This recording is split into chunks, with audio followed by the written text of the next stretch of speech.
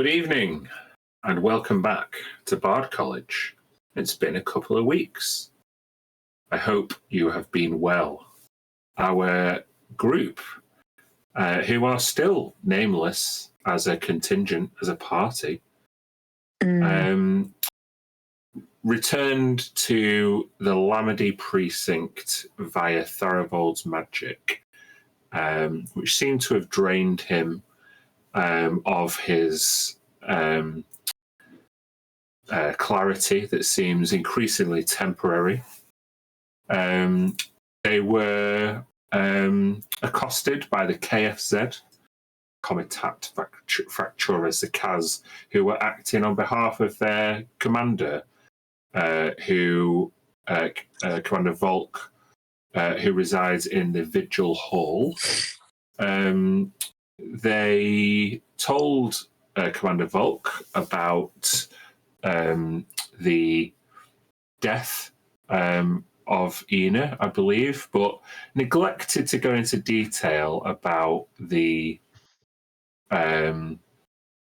cause, the exact cause of Ina's death, with Kryn merely passing on the advice to get out, choosing not to spread information that may complicate things further. Or help.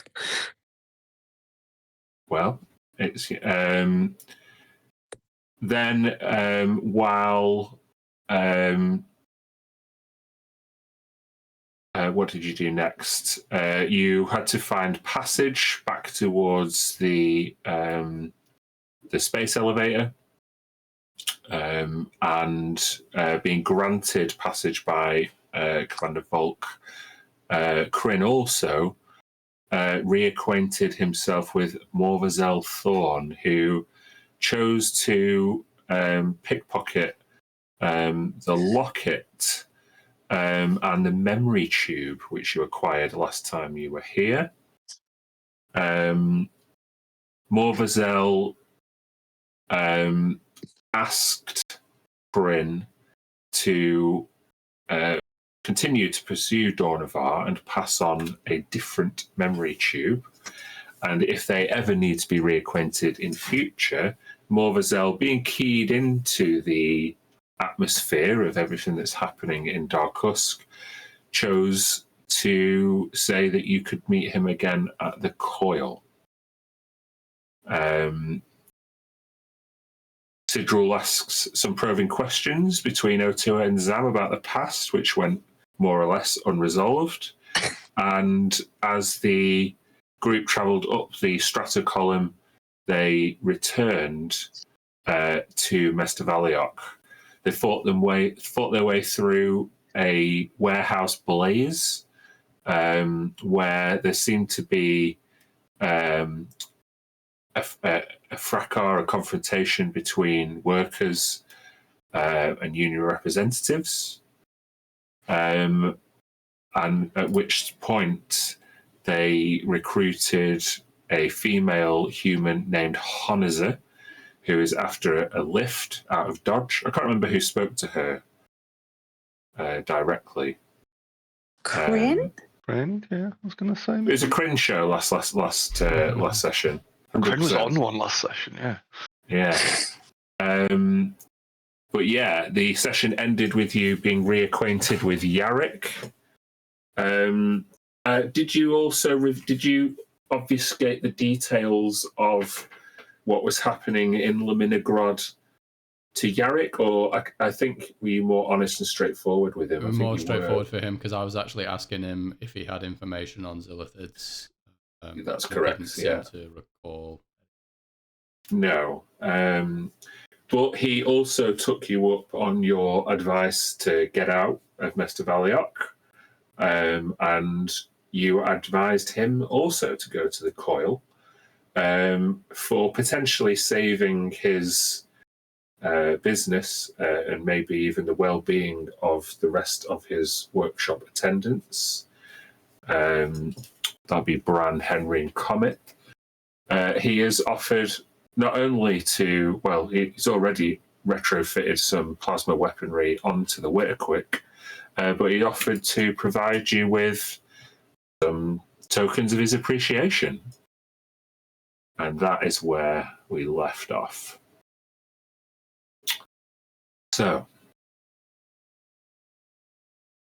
who would like, I mean, wait, are you all interested in acquiring something, or are you going to leave Yarrick to transport his goods himself? No, we'll help him out. Cool. He wants to go his first. load.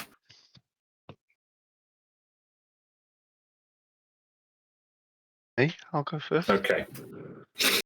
Zam. Yeah. The nature of Yarrick's workshop is fairly. It's not very well organised, especially because that organisation is maintained by a child. So, in order to see what's about, I would like you to do an investigation check at advantage.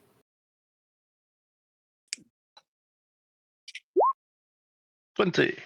Oof. Is that a natural 20? Oh yeah, it is. Yeah. Sweet. 0. Well, very good. So, I will tell you, there is an array of equipment. I will describe it to you without telling you the item name. Sure. But so you kind of go over to the workstation, and you can see there seems to be like a handheld. It's not like a wand. It's like thicker and longer, like a rod. It's got like an arcane battery in the middle. It's got a particular grip on it. But yeah, it looks like it might power something or fire some kind of projectile. Next to it, there is a Yarrick is quite the keen student, and so there is a particularly large book containing many different types of text and language. It looks like a very complete reference guide. And on top of that book, there is a kind of steampunk magnifying glass with lots of little knobs and lenses attached to it. Those two seem to come together, the book and the lens. And then as you watch Bram go by, he's loading weapons out of the room just behind the front desk. There are all kinds of weapons that you can imagine. If you imagine what kind of weapons Zam would enjoy, what I'm saying is whether it's a great sword, long sword, sling, crossbow, whatever. Yeah. There's many augmented versions of regular weapons. So it's standard. There's two more special ones that stick out. One of them is a crossbow, but it has a long magazine on the bottom. The other one, the other thing that sticks out is on a what you call like a mannequin. Yeah. The mannequin seems to have had is wearing a standard set of armor, which again can be any kind of armor you can imagine. Mm-hmm. But the thing that makes it special, it seems as though, is there's two braces on the arms, and those braces seem to also be kind of like, what can I say? You know how like Batman has braces and they're like loaded with all kinds of equipment and shit like that. They just seem more technical, those braces. There's all of those things. Yep. And having rolled a natural 20, I will say that Yarrick happens to be opening a particular vault in his workshop that when you catch him opening it, he turns around and you realise that perhaps he has just registered that he never ever opens this particular vault while anyone else is around. And there seems to be a kind of ominous purple glow coming from inside the vault. What's going on in there, pal? A little. Yarrick kind of stands. Yarrick is extremely matter of fact, and so he just says, high priority storage. Could I help you with anything in there, perhaps? Need anything? Got a lot of stuff to move, haven't you, Yarrick? You know, like if you need anything particular to be carried by me for an extended period, you know, could help you with that. I will give you a persuasion check at advantage. Oh, I've actually got a +1 in that. 19. Oh. Another very good roll. He says, actually, I acquired a volatile material, but looking at you, that may be somewhat in your wheelhouse. Zan laughed. Big belly laugh. Yeah, you could say that. Handle it with care. So you're choosing to go in the vault? Yeah. I really like the idea of the braces. Yeah. I really want the braces, but special 20 roll going secret vault. Yeah, definitely. Bear with me.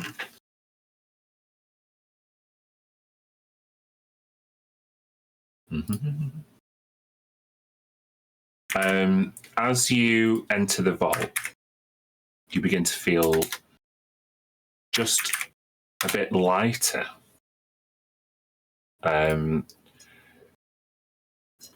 This ominous purple glow seems to lift your stomach somewhat. In fact, what you can see as you walk in is a fist-size chunk of amethyst sitting in the middle of a very simple metal side table.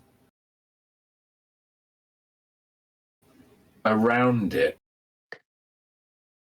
floating weightlessly, are just other bric-a-brac that seems to have been caught in this stone's gravitational pull.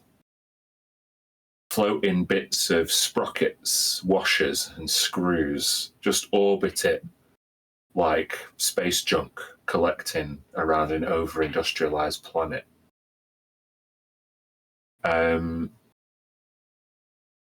What do you do? I think he would kneel down to inspect it because he's quite big, and maybe pull one of the washers out and watch it, see if it gets pulled back into the orbit.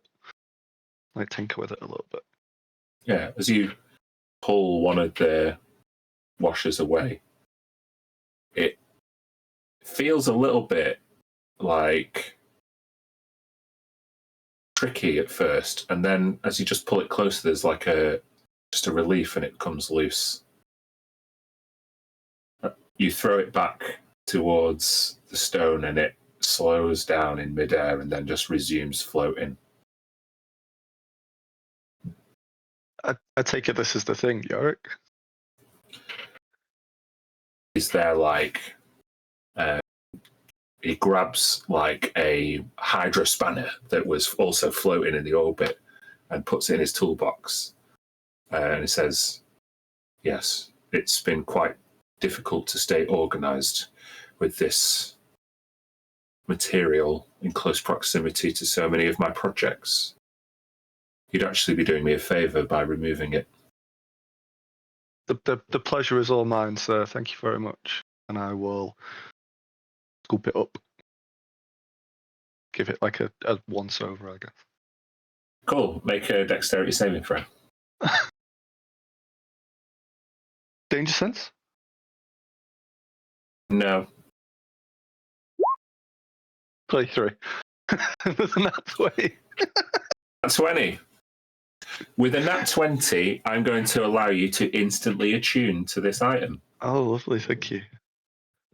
As you pull it, you feel the resistance.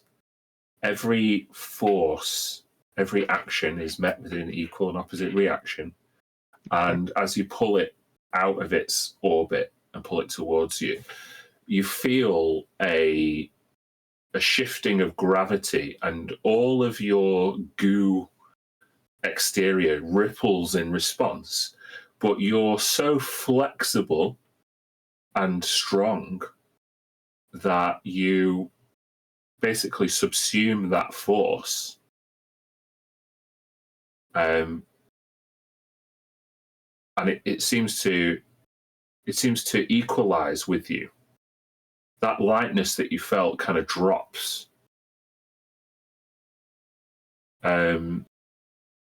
It's heavy. Okay.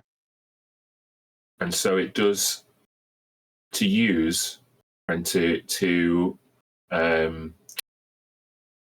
make a use of in the game. I will say you have to hold it out, hold it away from you to make use of it, because otherwise the gravitational effect of your attunement kind of cancels it out. But while you're not using it, it seems to be very happy at home inside you. Lovely. You can attune, if you wish, to the amethyst lodestone, which, on reflection, given to a barbarian, is pure chaos. She made a mistake. No, it's be fucking well good for you, and that's why it's a natural 20 item, to be honest. No, I can only find lodestone. Apologies, I'm just getting a call. Okay. I think it's important. John, are we just able to pause? Sorry, yep, can do. Oh, he's so.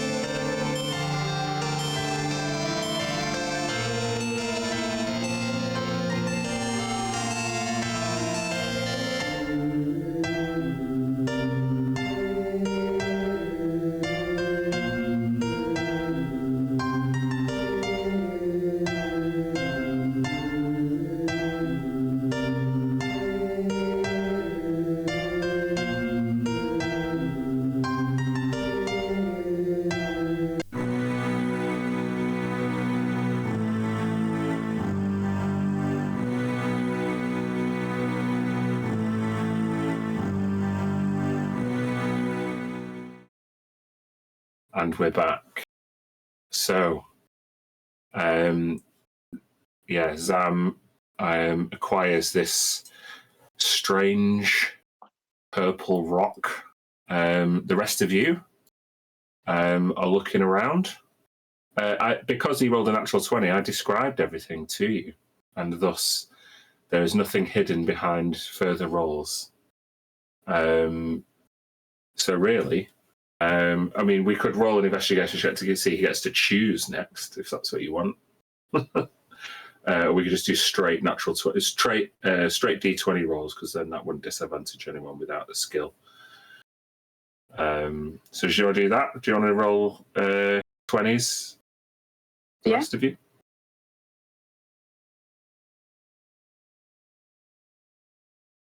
There was braces, Uzi, I would accept. crossbow, That's lovely. I'll take the change.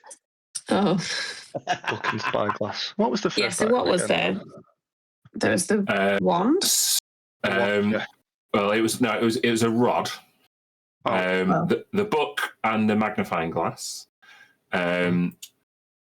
I'll also say I did just generalize slightly modified weapons and armor that are all standard. So if there's a particular type of armor or weapon that you're after, I can add a slight adjustment to that. There was the crossbow with the magazine. There was the braces. So the first person who gets to choose is Corinne, who also already got a magic item recently, or changed a magic item. Yeah, which it evolved, I guess. Yeah. I'm wondering if there's a shield within the I was going to ask for a shield. Equipment. A shield. Yeah. So bear with me. What will your AC be with a shield? That's how good it is. Yeah, true. Yeah, could be 20, could be 20 plus maybe. Yeah. I've got a regular one now, and I'm on 90. You need that potion that doubles your max HP. Potion for that? We need to make one. Yeah.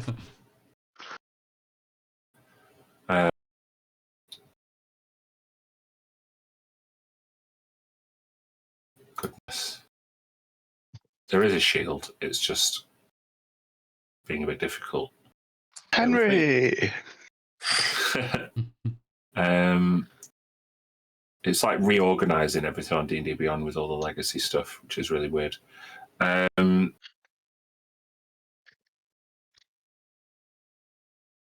Yeah, there is a shield.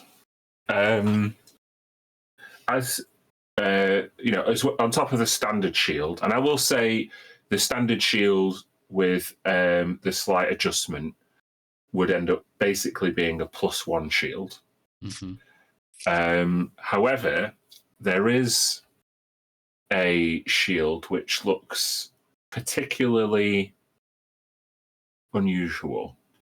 It's held by a mannequin, and the strap that you hold the shield in is covered, but then the shield seems to break away into, it's like a V shape. It's an unusual arrow type shield shape.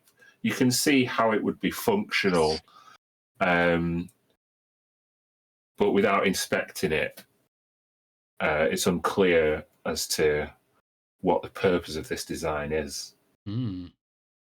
I'll take a look at the exotic shield.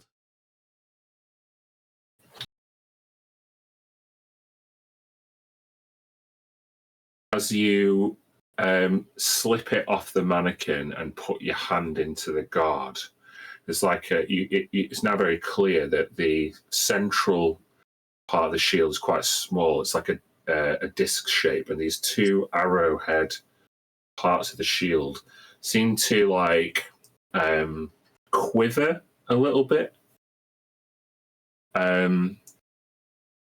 Henry comes in behind you and says, whoa, be careful with that. Point it that way. And you see another mannequin over the other side of the workshop, which is now mainly empty, thanks to Brand's efforts. What do you do? You have to tell me twice. I'll point it at the empty mannequin. As you point it and squeeze, the arrowhead, the arrow expansion for the central disc, spin, and as they complete a rotation, they lift off from the gauntlet and head towards the mannequin like a helicopter. And I'd like you to make a dexterity saving throw. Ooh. Uh-oh. You got this. Dex save. Okay, 21. Yeah. With a 21, it becomes clear that this helicopter type shield, it flies around the top of the shoulders of the mannequin over the other side and takes a long arc. And you can tell as it's heading towards you, you deftly extend your wrist and the blades land back into your hand. It's a boomerang shield. Sick. Boomerang shield. It'll do nicely.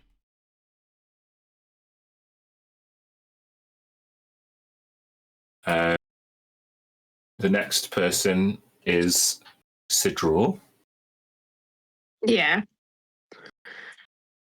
What are you The thinking? braces, what were they, please? Well, without taking them, you can see it's I think it's a bracer, which is actually good for you because you're wearing a gauntlet on one hand. So I think it'd be quite difficult to wear both a bracelet, Okay. a bracer, and a gauntlet. But one gauntleted hand and one braced hand would be fine. Okay. You can see as you inspect it, it's got like a metal extendable, just like a, how can I describe it? Like a container, a metal container that pops up at the elbow.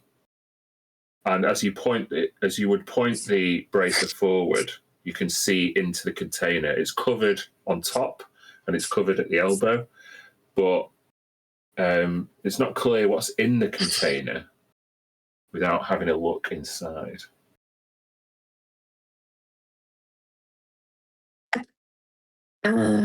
Not fully understanding a pugilist class yet. I think a bracer is something that makes sense for Sidrul to be interested in, so I'll have a look. Having a look? Yeah. Cool. Make a dexterity saving throw. An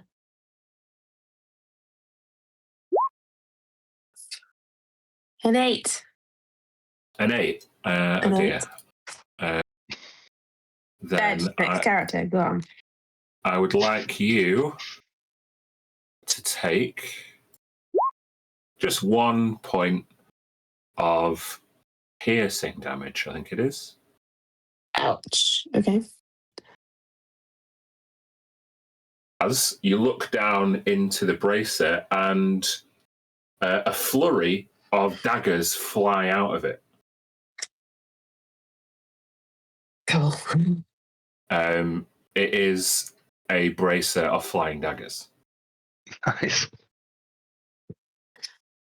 That sounds fun. I'll take that.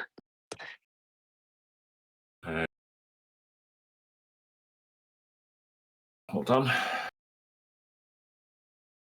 Yeah, bracer of flying daggers. Yeah. Cool. That's all fine. Okay. All right. So the last person, Otua. What are you looking at?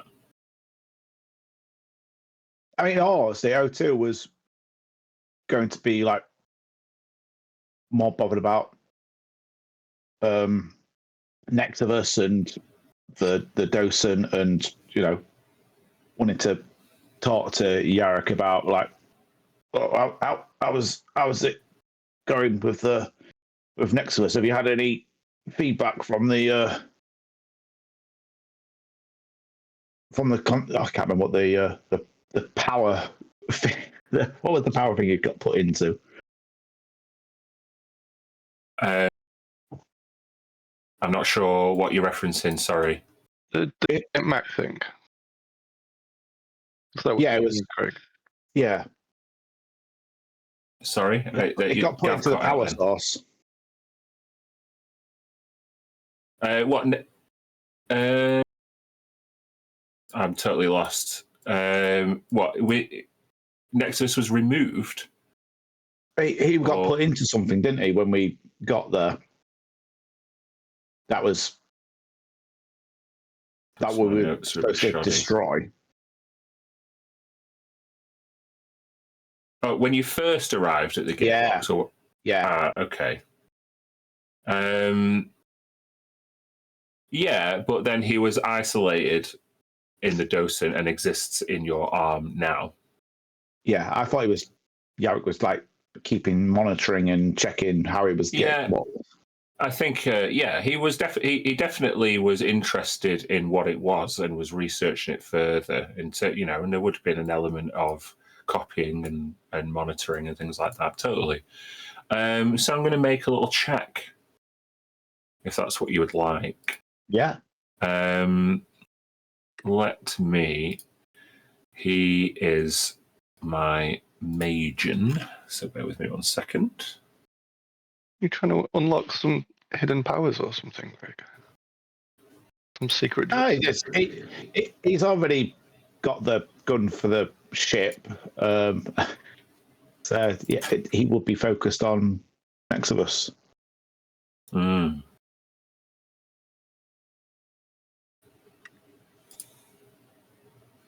Okay, I want you to roll me a d20, and I would like you to add. Oh no, it's a straight roll. I want you to roll me just a d20. Okay. 7. It seems as though, as you, how do you ask Yarrick? Let's role play it. See, obviously Yarrick's busy. But yeah, I know you're like getting ready to leave, but have you been monitoring next of us? Is he doing all right in this? I know we've switched arms. I know this is not the one Bran gave me, but So as you have been below the surface of Chelenosh Prime, the connection that I've been able to establish has been limited. I may be able to download any updates to Nexus's code if you will allow me to defrost your appendage. Yeah, I mean, how long are we talking about, Yarrick? The defrosting will be instantaneous, but it will be permanent. I mean, okay, yeah, sure. If that's what you need to do. Very well. Please have a seat. And he basically produced like the dentist chair type place that you sat in originally to get the amputation is prepared for you. And yeah, your arm is going to get removed pretty straightforwardly, and you can put your old one back on. Okay. We're just going to see how painful it is. So I'd like a Constitution saving throw. Oh, I thought you meant like mentally sit in that chair again.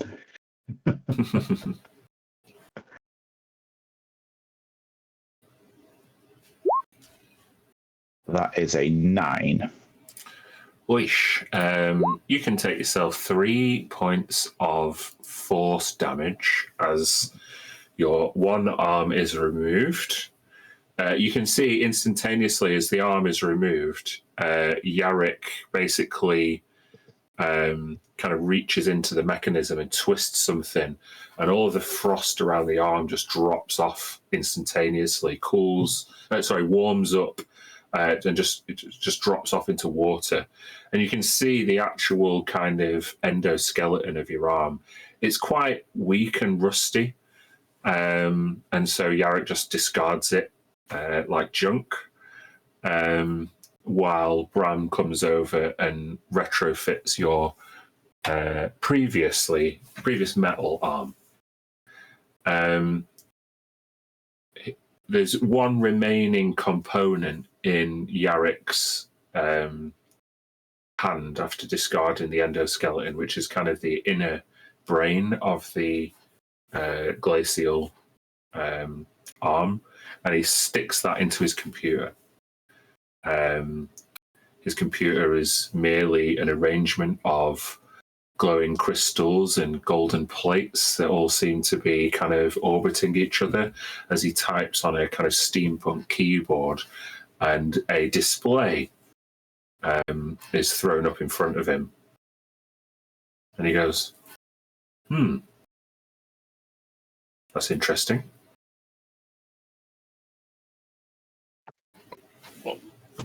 Is it good? Is it bad? What, is he okay? The entity which you refer to as Nexivus is unharmed,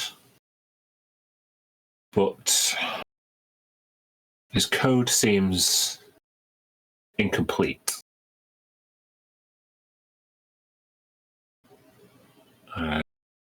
What, like something's gone missing since you last checked on him? No. Not that it's gone missing, that it's reached a level of maturity that it's now expressing a repeated formula as if it's craving a connection. What's interesting is that connection is remote and traceable. And he starts typing, and then like another view of the Black Meridian, like star chart, is projected on the wall next to you.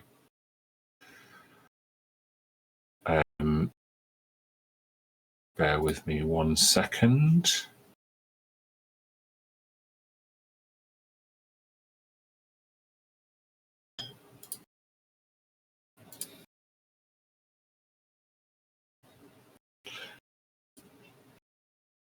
Where's it gone?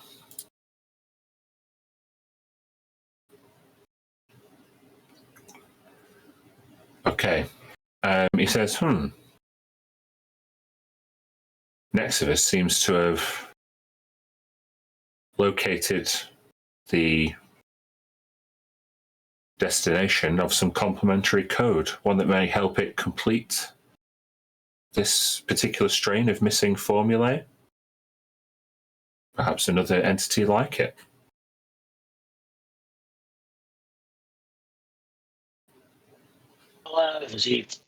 How far away are we talking? Was he found? Oh,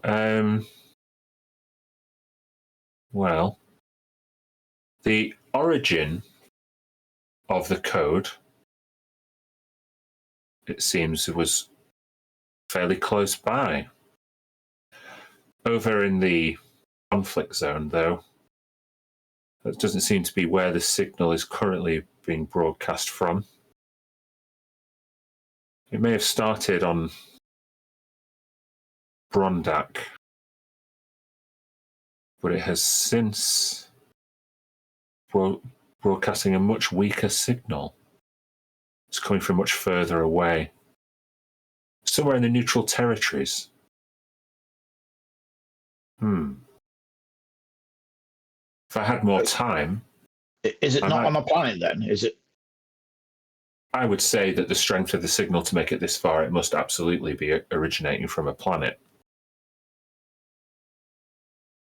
I would say that given what I've learnt about Nexivus's ability to copy and replicate code and seek out broadcasts of complementary code, I might be able to retrofit this formula into some kind of device, one that might help you locate another entity like this more specifically, hone in on the signal. However, it is purely theoretical, and it would take some time. Kryn said that perhaps I should relocate to the coil. That seems far enough away from Stellar Concord space that I might be able to construct it unharried.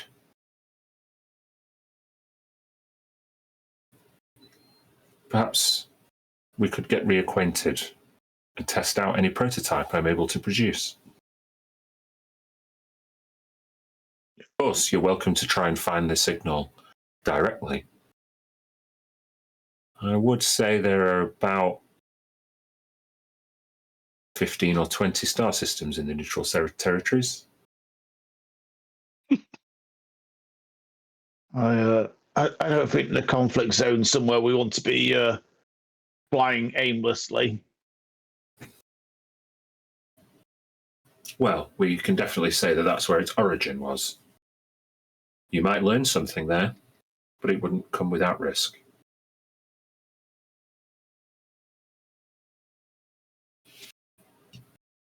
But you sure Nexus is okay?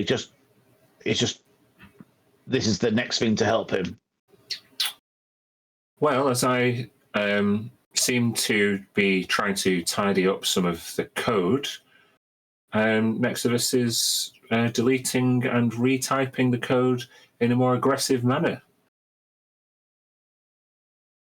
I don't wish to engage in any tete-a-tete, which might ultimately result in some negative consequences for you. I shall retire to the coil and continue my work.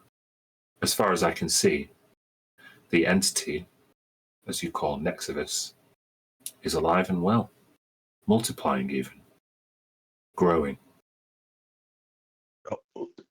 Thanks for your help, Eric. I appreciate it. Yeah, well, I'm sure we'll probably head to the coil at some point. Very well.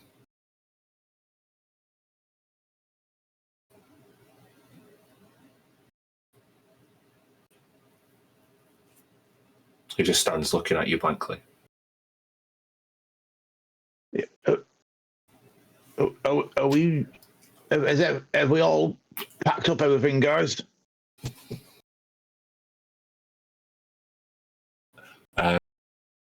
As Yarrick resumes packing, momentarily distracted by a bit of research, the other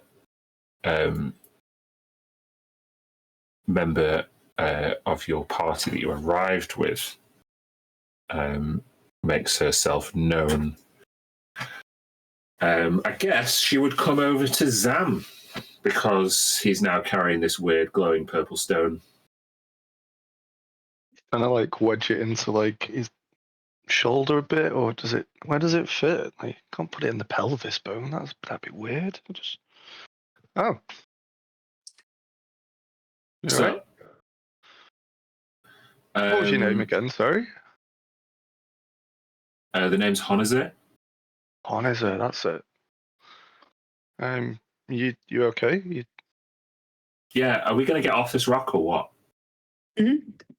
Yeah, but look all the goodies that are here. Like, you know what I mean? Yeah, you can't. You ain't going to cram all this stuff on that ship. And she points out to the Witterquick, which is kind of docked outside the skylight. It's a real piece of shit.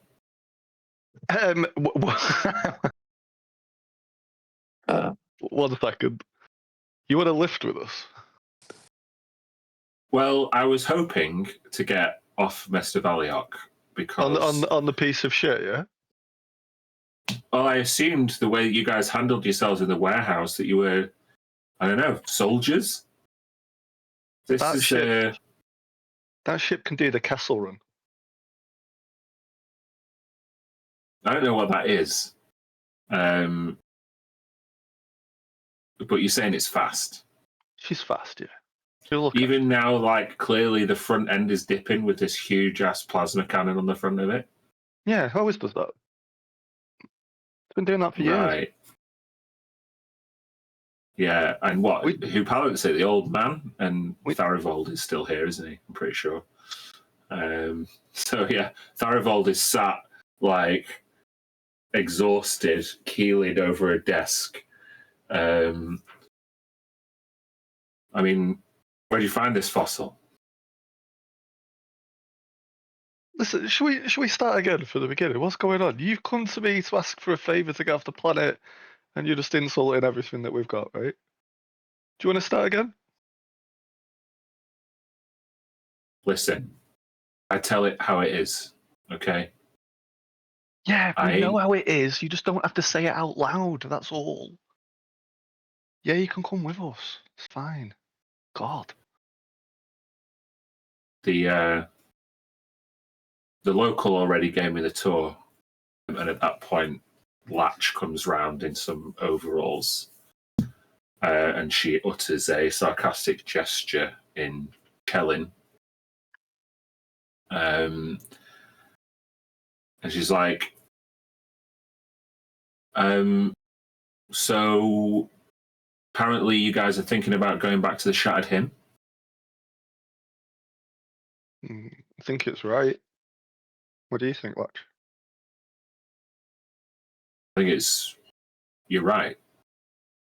Morally, I don't have any question about it. I'm sorry about Ina. Yeah. I just think, it could result in, I don't know, everybody getting jailed. Oh, yeah, absolutely. It's definitely Operation Certain Death, but we've got to do right by Ina. What else can we do? Unless somebody else has got a great idea, but she deserves to be with her loved ones. I just wonder how many of those harmonium dickheads we might have to fight through in order to get her to her loved ones. Oh, yeah. Millions, yeah, definitely. Yeah. We only just got out of there last time. But when it's not a question, we're not leaving Ina here. Where else would we take her? She sighs, fine, and she pulls off like a greasy dust rag over like a plasma minigun and picks it up, and drags it onto the ship. I slap her on the back as she walks away and say, "Come on, it'll be fun." And yeah, well, the Magian says this thing's experimental. Hope it doesn't blow up in our faces. Yeah, we'll see. Oniza, you want to come with us? Uh-huh. Where do you want to go?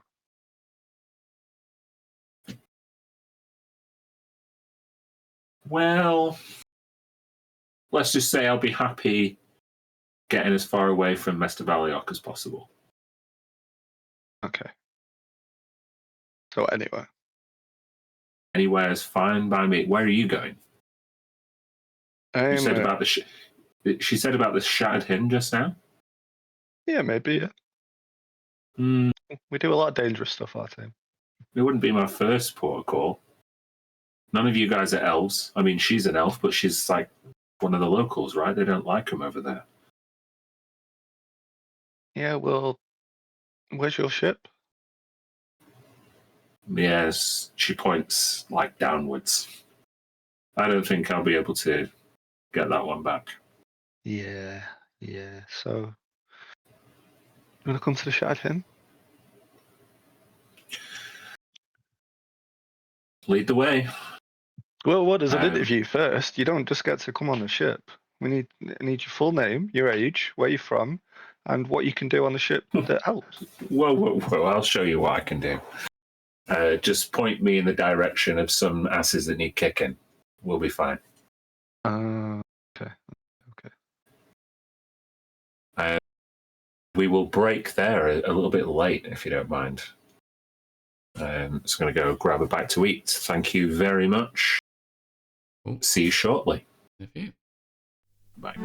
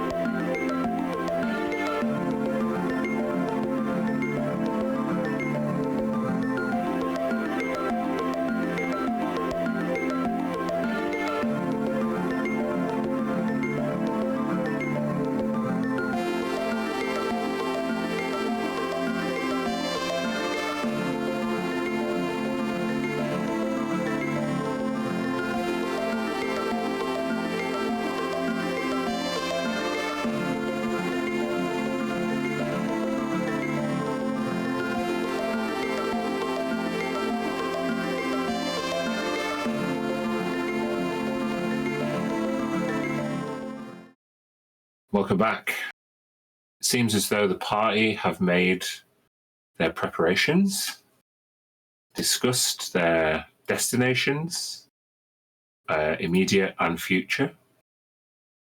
And all that remains really is to board the Witterquick and head for the Shattered Hymn, if that is still what everybody wants to do.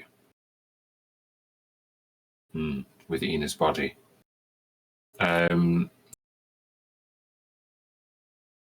So Honazer seems just really pally with Latch. Similar attitudes. They help load some of the stuff onto the Witterquick, which is newly refurbished with its plasma cannon.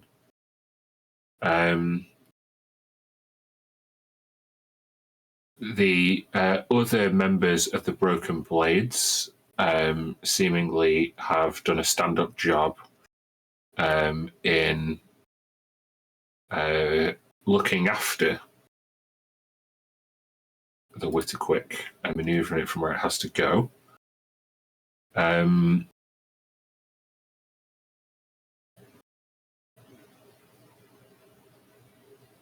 What positions do you all take up on the ship? What's your priority when you get on there?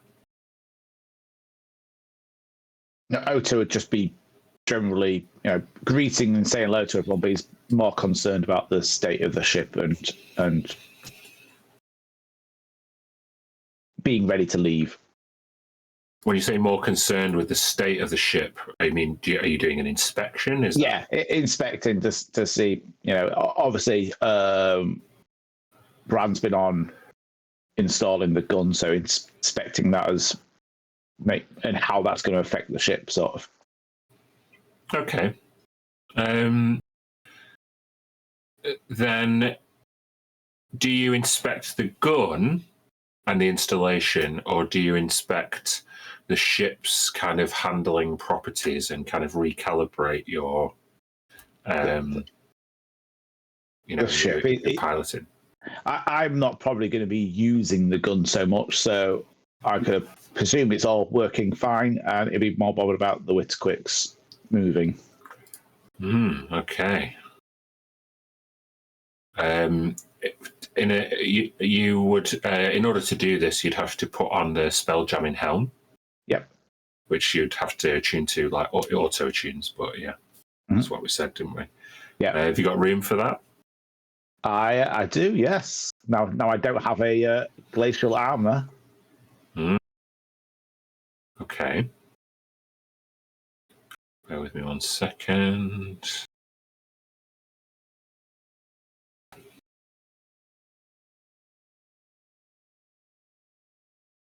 Okay.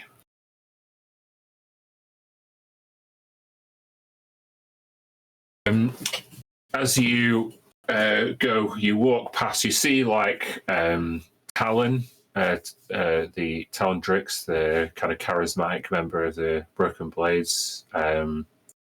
He like waves you on. Captain? Hi there, Talon. How's it going? Is the Witterquick ready to leave, do you think? I mean, as far as I can tell. Where's Ina? But Crin's carrying her, I presume, so I would with Crin. Oh, cool. I'll catch you later. Anyway, the new installation, it does mean the ship is dipping a little bit. I don't know. The little kid who came to install it, I mean, I don't know how qualified he was, but he said it just might take you a little bit of getting used to. It shouldn't affect the overall mobility.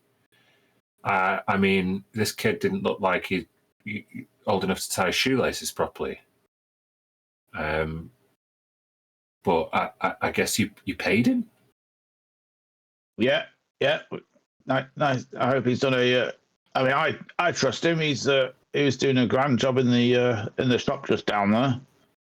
He had a big guy with him, didn't talk a lot. Henry, Yeah, I assume he did the heavy lifting. yeah, he did. Not much of a conversationalist, though. Well, and he hands you the spelljamming helm.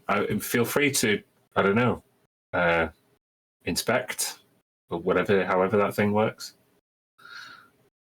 You've not given it a go, have you? No. Do I believe him? Make an insight check.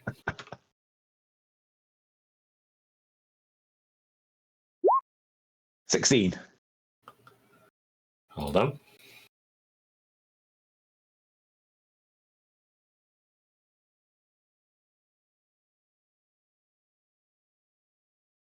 You are unconvinced by his answer. He has a bit of a cheeky smile on his face. You know, it's not the end of the world if you tried it, you know. But I prefer a bit honesty in my crew. Cool. I'll take that into consideration.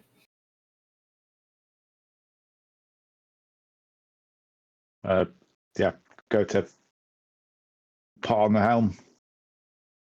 As you put on the helm, you are temporarily kind of disassociate from your surroundings, and they like your ears pop a little bit as you feel the Witterquick's presence like broadcasting to your mind. And with the spelljamming helm, you are just aware of the entities that are on the ship. I just want you to make a perception check with advantage.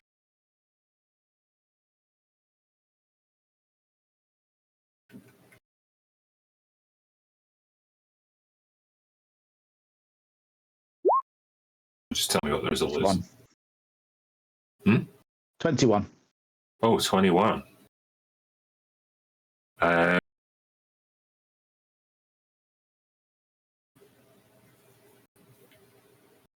As it says in the item, at any time you can see and hear what's happening on and around the vessel as though you are standing in a location of your choice aboard it. And thus, as you are checking, you are taking like a mental walk around the deck. And you can see everybody and what they're doing with a 21 perception check.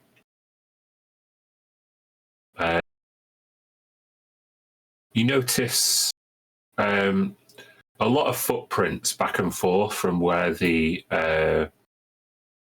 plasma cannon was installed towards the front of the ship. You can see the smaller footprints of a child and the larger footprints of Henry. Mentally, you trace the everybody else's whereabouts. All of the kind of dust and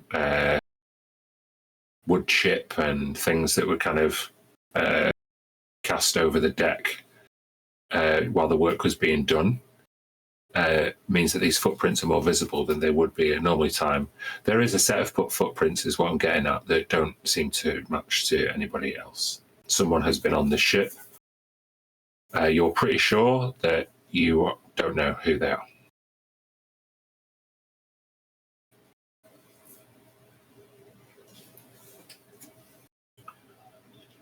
I'll wait until we're like if I see other people come. I probably want to ask.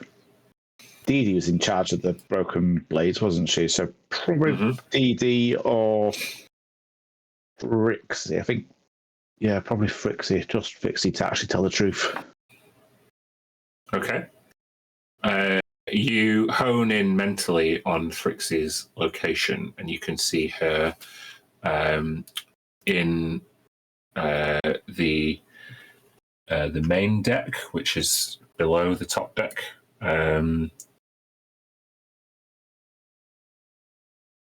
In the main deck, there's various rooms, and she is located in the armory / storage, and she is just seemingly basically she's had to deconstruct the old ballista that was there in the forecastle, and given that there's quite a few people on the ship now, she's just kind of struggling to pack everything away. Do you kind of go and do you take off the spelljamming helm and go and see her? Yeah, if everyone else is still going to be like getting on board and we're packing, we're not leaving instantly, then yeah, I'd go do that. Yeah. Okay, we'll catch up with you guys later. I will ask Sidrul. This is the first time you've seen this ship, and before you even stand aboard it, you observe it. What do you think Sidrul's impression of the Witterquick would be? I imagine it is a bit less impressive than Githyanki tech. Is that probably fair? Well, you are right in a sense, because if Githyanki are going to war, they do it riding on the back of red dragons. Yeah. On fucking space boats. Okay. Then I am not impressed. And I would like to take the first opportunity I can to go for a nose around and have a look at what heap of junk is going to be carrying us around. Sure. So as you kind of hoist yourself on to the top deck, you can see this. The long nose of the Witterquick now culminates, proceeds after a heavy plasma cannon with a robust kind of brass handle. Then you can go down the forecastle onto the top deck, where there is a central ballista and most of the space. There's another ballista at the back and you can see the long tail of the Witterquick, which provides much of the downforce. It's almost built like a bit of a hummingbird, very nimble, but I think perhaps you would say quite weak or brittle. Okay. Below decks, there's lots of people coming and going. As you know, we have the Broken Blades, Dee, and what's his name, who we were just talking to, Talon. You also have Latch, who's overseeing things coming and going. Thrixie's indisposed. Honizer is helping out Latch as best they can. And Tharivold seems just to be kind of wandering around, not sure what to do with himself. You see, he looks a bit disorientated. Okay. What you see? If everyone else is busy, I'm going to rattle a few things. When you would maybe grab a rusty looking radiator and be like, is this attached to the wall? I want to do that to a few things. Mm-hmm. And then wander over to Tharivold and just watch him for a minute to see if he knows where he's going. Sure, we'll do two. I'll do a perception check and an insight check from you, if that's okay. Yeah. Perception. Insight. The same. Oh, yeah. So with your perception, with the weight of the gun and the number of people on board, you notice that the Witterquick is really at max capacity, and the structure of the boat is not really. It doesn't look like it's sustained much in the way of damage. There are some boards across the top deck which seem to have been bent recently and haven't really returned to proper straightness. So I think your main impression was that some of these hatches need battening right down.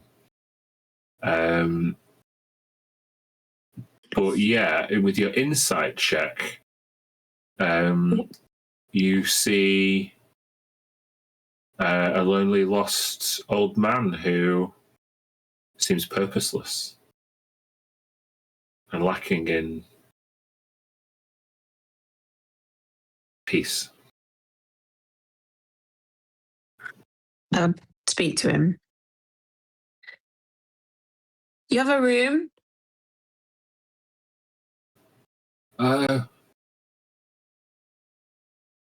Room. Yeah. He's on the top deck. He not being able to immediately see any rooms. He seems very confused. I'll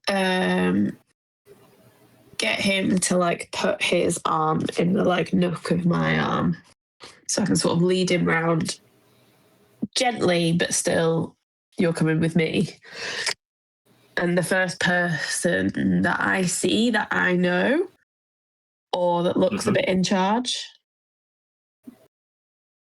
the top deck, who was there. Well, Latch seems to be the person who's taking charge, but also Zam would be doing his own re-inspections and kicking everybody into shape as well. So whoever you want to speak to. I'll talk to Zam.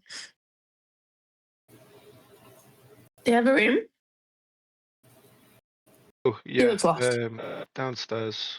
Eno is kind of looking after him. But not here now. So we all have to do it. Well, yeah, of course, yeah. I'll show you the way. Come with me. And I'll head off towards... It was like a small bunk room, wasn't it, that we had in the last? I think so. Towards the back. Yep. Your ship's too full. Yep, probably. Yeah. One of these people getting off. Who's that? And I'll point to Talon. Who's that? And I'll point to Latch. They're old friends. Oh, We trust them. they're saying too. They're like part of their gang. They're yeah, they're part of the furniture. As you are questioning Zam, Sidrul, Tharavol's eyes are drawn to the glowing purple stone that is just circulating around inside Zam's body. Yeah. He's followed it like a cat follows a goldfish in a fishbowl. You good, Tharavol? Oh. I'm sorry. What is that? I think, what did Yarrick say it was? A lodestone? Amethyst lodestone? I think he Lodestone. said. Yeah, is that a good thing?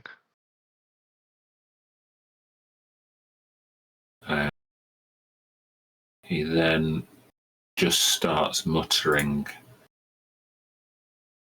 the phrase, aside. Aside.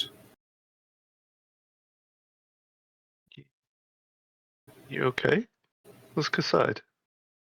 Drag aside. Drag aside? Yes. What? You must be a very brave warrior. Well, people have said Things about me in the past. Yes. And he just wanders past you and mutters to himself. Dragicide. Arvold, is that one word? Dragicide. What do you mean? He's now out of earshot. Oh. Do I know what that means? You can make a history check. Uh-oh. 13.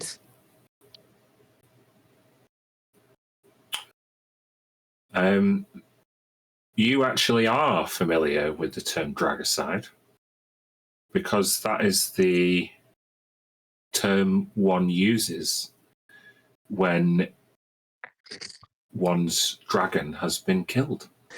Hmm. He says a lot of weird things. You get used to it after a time. He's not. That It's not bad. purple thing. That thing. Yeah. Yeah. Did it come weird, from a isn't it? dragon?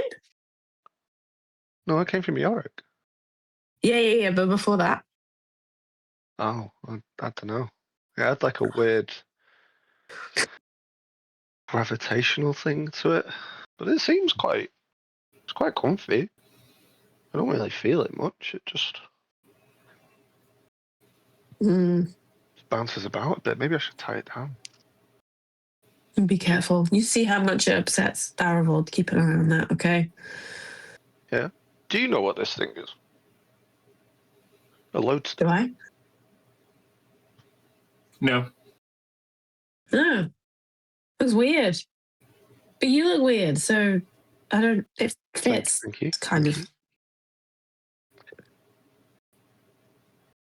Okay, right. What do you know about flying ships? What can you do? We Can don't you do- fight. You can do sails. You can do guns. What can you do? Guns? I could try guns. Okay, cool. Right, let me show you where all the ballistae are. And I will... But I'd rather get up close to something. Feel its bones break in my hands. Oh God, here we go. Yes, there will be plenty of time, Sidril, for this. Plenty of time, but I'll get you familiar with the ballistae. We got a new one as well, so we need to familiarize ourselves. I'm strong too. I can help fix your broken ship. What do you mean broken ship? Oh, it was like things that were bent upstairs. It's all gonna go, man. No, she's fine. Yeah, she's got a few, dents, a few knocks, a few bruises, but he wasn't. Maybe your wibbly eyes make things look wibbly. She's fine. This old girl's Or got a wibbly few things look sprays. straight. I don't even technically have eyes, Sidril, so. What? Well, they're not. And I'll just stick my fingers and wiggle the goo around. They're not actually eyes. And can you see? Yeah. I don't understand it. I can hear as well. I've not got any ears. What? Come on, let me show you the ballista. Come on. Have we dropped off Tharivold? Yeah, he's wandered into a room. Secure. Okay. Mm-hmm. Yeah, look, I could do this with my finger. And we'll walk off. Can I do it? Do the guns. Yeah. And I go to grab my finger. Just stretch Armstrongs in your hand. Ugh. Yeah. And pull it right back and ping it. Yeah, I'll accept the ping. Ow! But you weren't born like this. You were different. Well, according to O2, I was... You don't remember? No, I just remember this goo thing. O2 has told me over the years that I was one of his friends called Sam. And that's what all these bones are. These are Zam. So Sam as well. Yeah. How did it happen to you? We were looting and pillaging. We used to be scrapjackers, and we probably looted and pillaged a bit too much. We broke into this core. I don't really remember any of it, but this is from what pieced together from what O2 has told me. And then some like goo went on me and dissolved me, but not my bones, which is strange. And then, yeah, he's kind of taught me everything since then. And before, was he tall and then it made him short? Oh no, he's always been a short ass. No. Oh. Yeah, I don't know. He doesn't like talking about it. I wouldn't bring it up. His height or what happened to you? His height. Oh. So yeah, technically I'm 5 years old. I only remember stuff from the past 5 years. Maybe that's why you're so stupid. You don't have to be stupid when you got these. Does you flex? And I like grab a bit of muscle and I pull it and I ping it. All right, enough pigging. Come on. Otua, The guns. Otua, you are listening to this conversation wearing the spelljamming helm. And in your mind, you hear, did you ever tell him what happened to the rest of the crew? No, you know I haven't told him it all.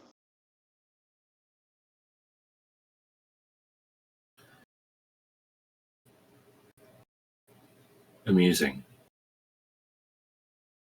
Mortal beings, so inefficient, able to hide things from each other, obfuscate their feelings, feed each other lies. Not a lie. Just haven't said the whole truth. It's for his own good. And who are you to decide what Zam's own good is?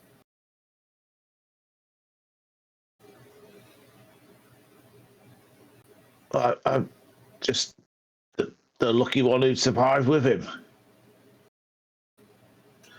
I would say you are lucky compared to your former crewmates. No, we don't want to talk about them. We don't like talking about them. Wouldn't it be fair to say, Otua, that you and I are now closer than you and Zam ever were?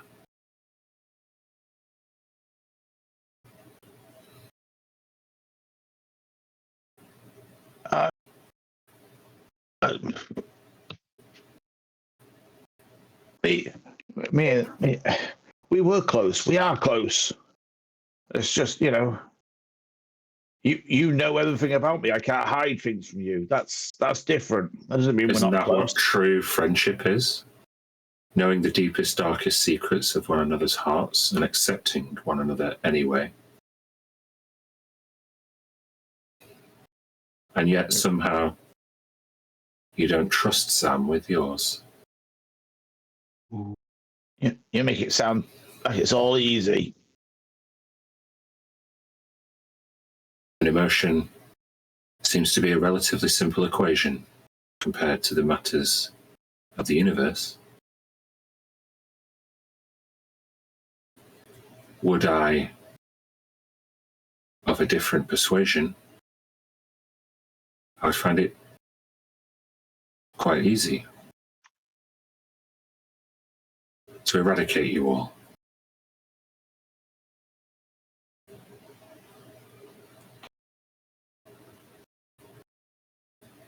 But you don't want to do that, do you? You know, we said we want to survive, you know, and Yarrick wants you to.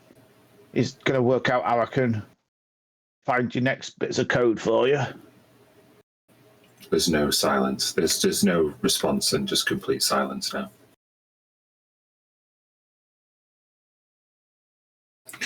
Bryn, Yes. how do you the Witterquick?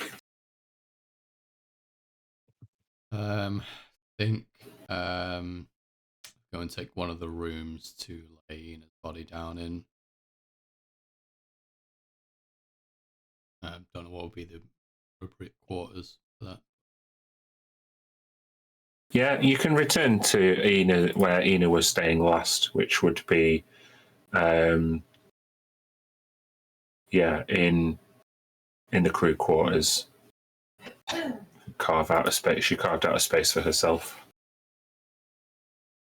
Yeah, and then I would quietly go and grab Dee Dee.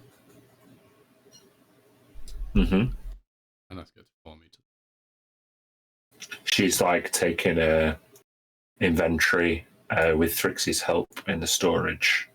And she hears you come in. She turns around. Oh. Hey. Is everything okay? Come with me. The quarters. Hey, Thrixie, you got this, right? And she hands down a clipboard. What was it like down there? Let's see. And head towards the quarters and lead her into the room.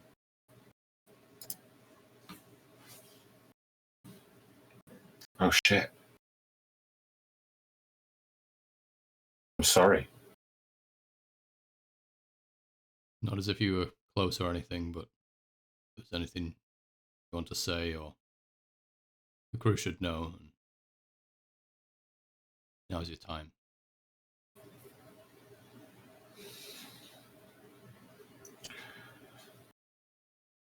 How did it happen? There's about to be an event on Nash Prime. We were in Laminigrad. Ship arrived. These strange creatures, powerful. What, like, you mean GIF? Like the big hippo-looking dudes? They're pretty powerful. No, nothing like GIF. There were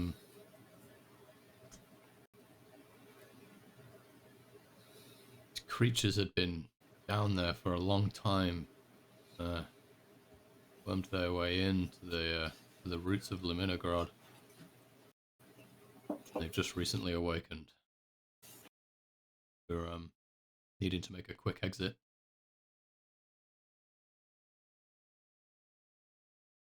So some weird alien creatures woke up from underground and what? Decided to take the top of Ina's head off? Something like that. Tell me, have you ever seen a ship transport itself underground?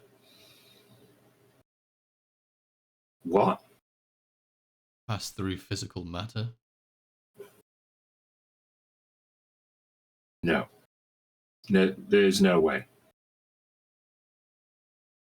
That kind of ship, they could sneak up on you from anywhere. Keep wondering if I'm dreaming. I mean, when you picked out that coat, you must have been dreaming if you think it looks good on you.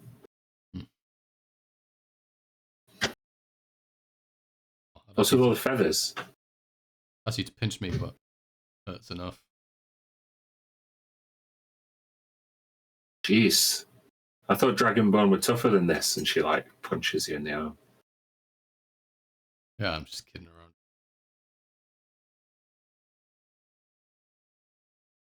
Oh. am I to assume that when you say you need to make a quick exit, people on Dark Husk below the surface, they're all fucking, they're going to get their heads taken off? I'll look around out of the, out of the window at the side or whatever. How many ships do you see docked? ED. Well, come to think of it, past day or so, the traffic's been bad getting out. Be tricky enough for us to get out in good time, let alone a whole planet's worth of people. Yeah. But what do you say? What is actually happening? What, these people just got to drop everything and run because some fucking creepy weirdos woke up? If we're lucky, it's just a few creepy weirdos. With a fucking super ship? I need you to describe it for me. I'm not sure what I want you to do, Quinn, is make a persuasion check.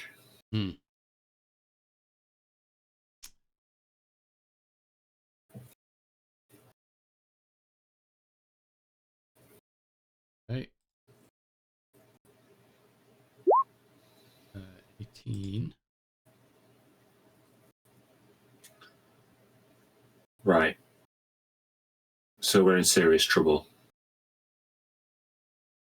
And if we don't get out of Dodge, things are going to get bad. So where are we going? We're headed to the Shattered Hymn. Oh, you're like a funeral director now. That explains the get-up, but I mean, she was an elf. Like, with all due respect, this is that kind of structure, these kinds of hierarchies that she was a part of are designed to keep people down. If you tell them what you just told me, they'll fucking cover it up. You can't trust aristocrats, man. I know. It's not that I'm banking on. I'm risking my freedom. We can find the opportunity for you and your friends to leave before we get there if we have to. But not only do I owe it to Ina and her parents, if this is an invasion, if there's an incursion of these creatures, powerful creatures, advanced technology, then the Triarchy needs to know. There might be our slim chance of fighting back.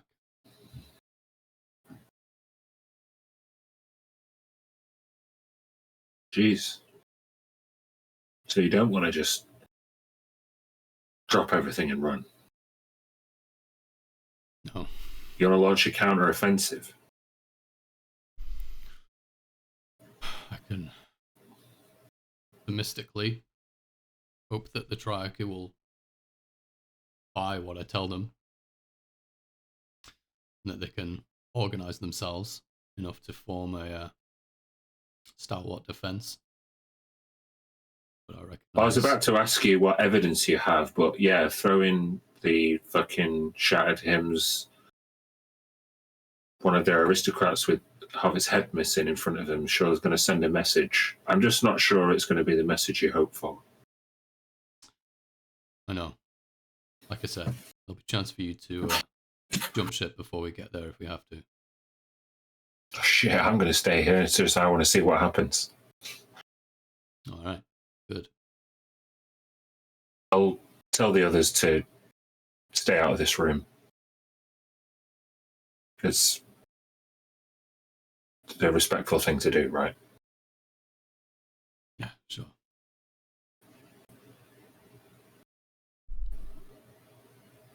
Just make a perception check.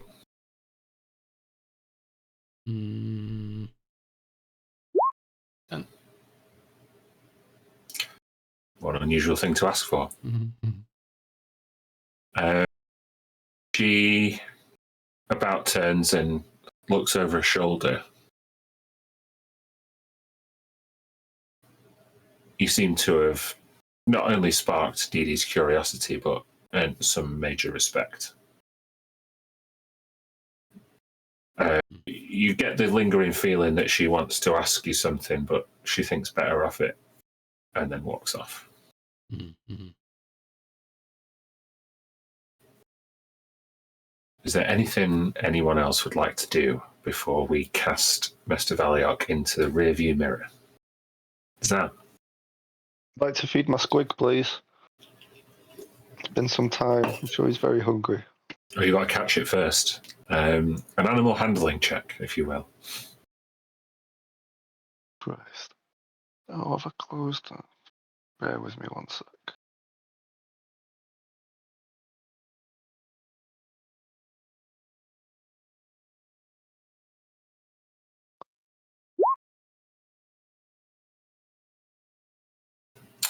$21?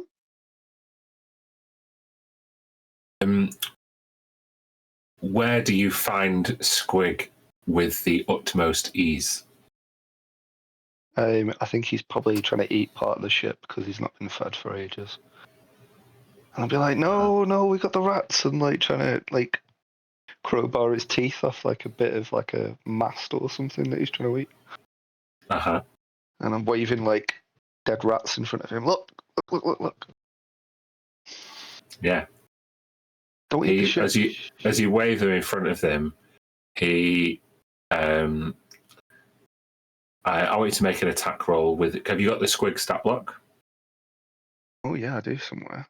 I think you do. Make an attack roll with it.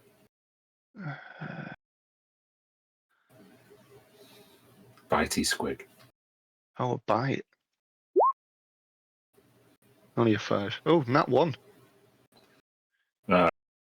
With a nat 1,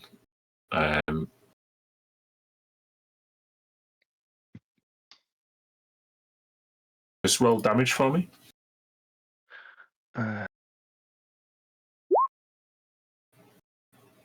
13. Oh yeah. This you find the Squig with ease, and he bites you with you waving around these rats, and you take 13 points of damage. No, I'm trying to get him off my arm and wedge a rat in instead. Eat this. God damn it! I'm yeah. After he swallows the rat whole, he gives you like a massive lick upside of the gelatinous face. Yes, I have been gone for a while. Calm down. I'll get you more food. Don't eat the ship. As you like walking around with him, you like put him down and you go and see to some like fixings, like batten down some hatches, and you look down and Nom is just sat there transfixed, like a dog outside a butcher's window, just looking at the purple stone floating around inside your body. And the purple reflection is in his eyes, and he's just like, oh. Everyone's obsessed with this thing. No. No. He starts wagging his tail. No. Make an animal handling check again. God. Gonna get downed by this bloody squig. 16. And he just jumps into your arms and he's wagging his tail. It's all good. Okay. Any more for any more? We set sail. You see Latch kind of lean over the bow, and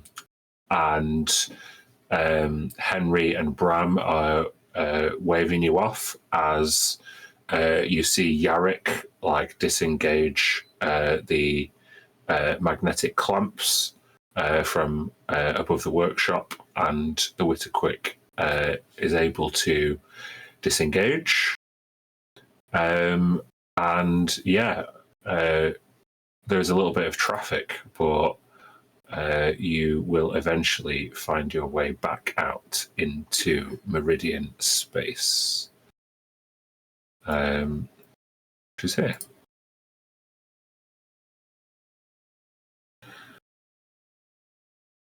So yeah, you are.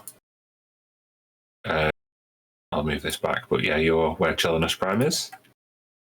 As you know, the Shattered Hymn generally knocks about in astral ascendancy space, but it is a ship and it is mobile, so it is going to be up to our pilot to decide which square you're going to move into. As I just get up my roll table.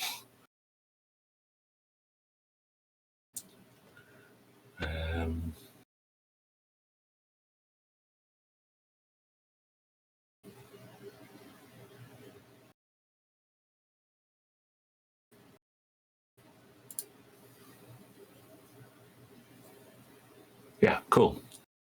So can you indicate, please, on the map, Craig, which square you would like to move to? Can I ask one question first? We have been to the Shattered Hymn. Where was the Shattered Hymn when we was last there? When you were last at the Shattered Hymn, it was... Was it at Erendor? No, it wasn't at Erendor. It was in the cell next door. Here. Okay.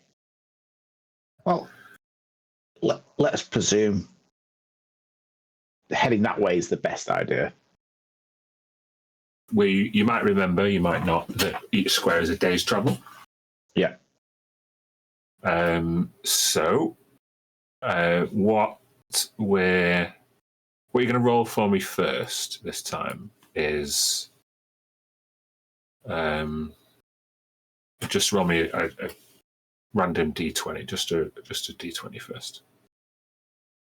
10. Tell me what the result is. A 10. Okay. And as we move into the next square, I want you to roll me a d100.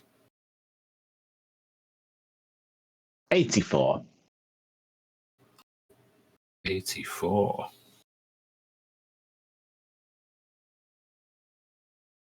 Very good.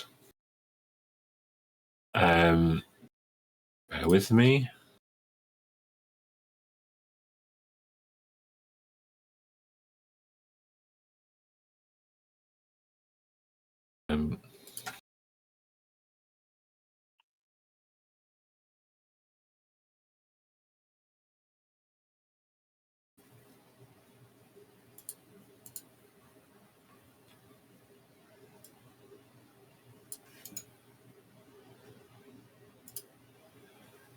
Okay, so we move you in.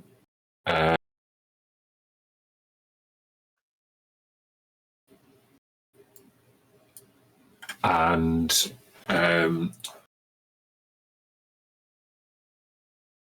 with this first day of travel, you head deep into ascendancy space, and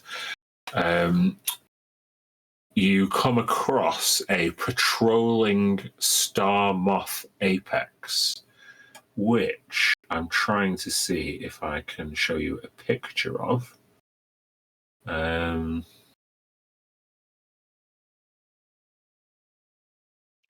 Ooh.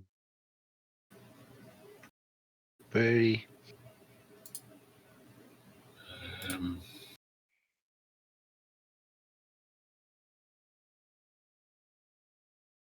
I don't know if I can.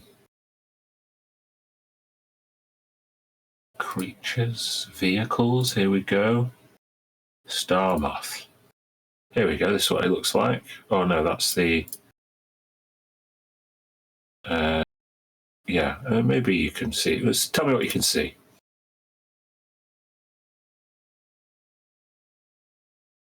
Can you see what can you see? Tell me. Is it just the picture? Is it the summary? Is it the stats? Everything, yeah.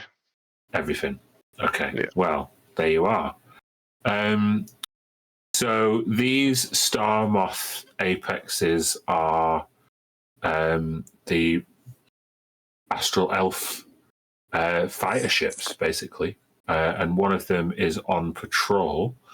As you enter its space, you Otua hear contact over the comms.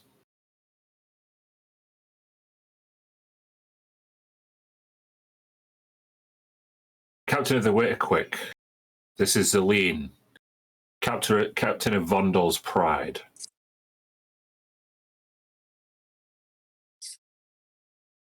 Hi there. You are in Ascendancy space. You've been designated as wanted. By the Ascendancy, that's strange. We've been working for you guys. I'm not at liberty to disclose the reason, but I am at liberty to ask you to fall in formation beside Vondol's Pride and allow me to escort you to the Shattered Hymn. Oh, that's very kind of you. That's exactly where we're heading. Very well. Upon our arrival, you will submit the Witterquick to inspection, and you'll be granted an audience with the Archseer. Yeah, yes, that's that. Yeah, we know the protocol. We've been to the Shattered Hymn before. They love an inspection there. Very well.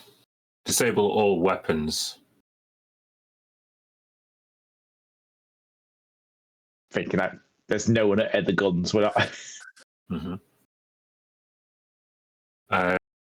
Well, that was a very lucky roll, considering that they want what you want. But yeah. Captain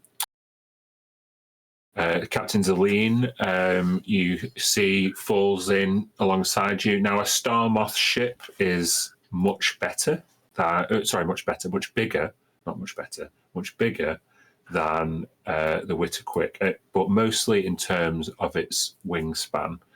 And you can see the wings seem at least partially organic. The hull is looks like delicate ceramics.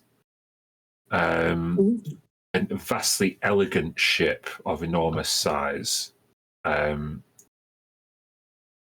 more dragon-like, Sidrul, but flimsy, perhaps, in your estimation. Does it have insignia, or is it just knowledge that only the Astral Elves use these? Does it have insignia? It certainly has a distinctive golden colour, and you saw that very same golden colour directly associated with the Shattered Hymn. Okay. It's as if it's the what's Dornval's surname?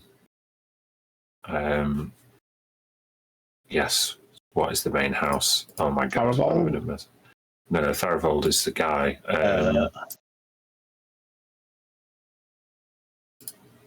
Goodness me. It is. Give me a roll table. Ormathax, that's right. Yeah, I was in a roll table, not my lore document. But yeah, sorry, House Ormathax. So the yellow gold of House Ormathax is very clear. Yeah. That Captain Zelene is in service of. So yeah, they would take you back after another day's travel to the Shattered Hymn, which is where you left it. Here. And you would know as long as if you maintain the escort, there's no need to do another roll table, or another roll table roll, unless you want to. So I'll give you a free pass to the Shattered Hymn, or I'll give you a roll on the roll table. It's up to you, Captain. I will take the pass. Okay. As much as I love chaos, we'll take the pass this time. Who knows who could have showed up? Right then. Well, looks like you're back here.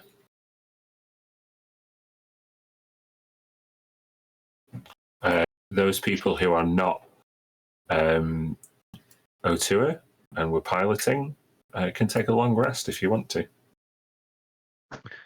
Get my squig HP back.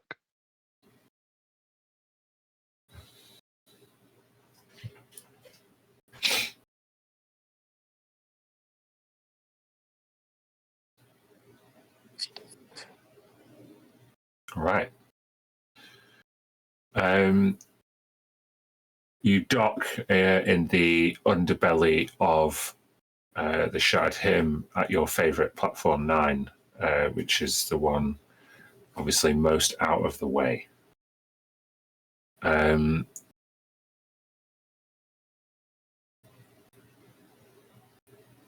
the docking preparations are being made, and before you submit the ship to inspection, is there anything anyone would like to do?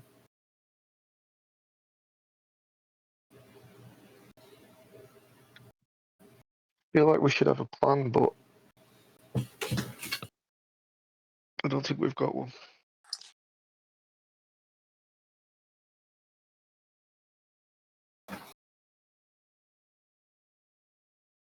What kind of plan? I've not been here before. Need some sort of... I don't know. Last time we were here, we had to fight on the dock to get off, so... This might... Why do they hate us? They want Tharivold, Oh, and we wouldn't give him up. then we'll continue that. Yeah, can we, like, stash him somewhere? I'm not suggesting we put him in a barrel and close it, but, like, is there a way he can stay on the ship undetected?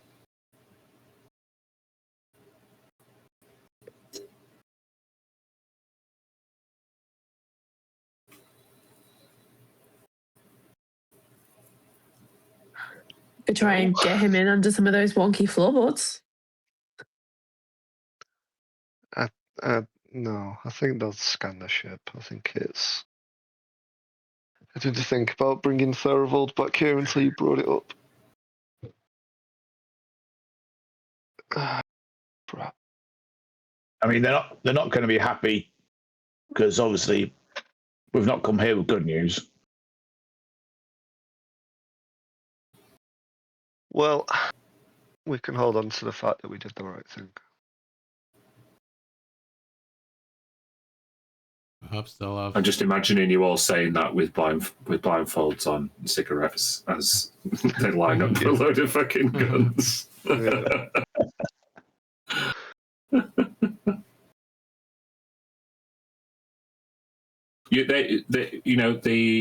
Captain Zelene was, they were assertive, but they weren't hostile. So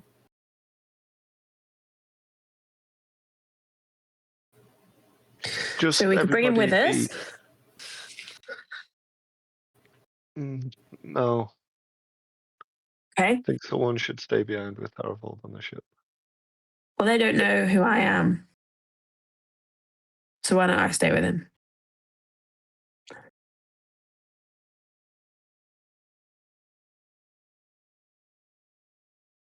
the Broken Blades, Talon, and DD and Latch say, it's fine. We can handle ourselves.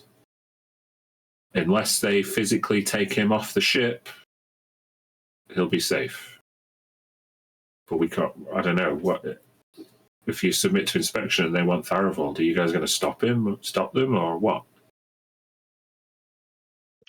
I'm saying we need a disguise. I don't know. We need him to not be on the ship, ideally.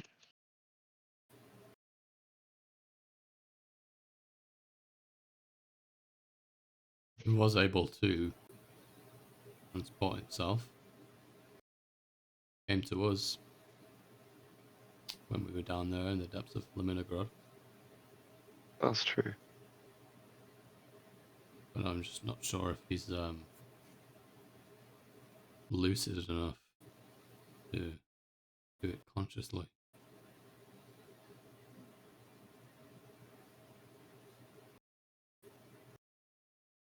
Maybe if they do take him and he's meant to be with us, find his way back. If we if we need to hide him, I can.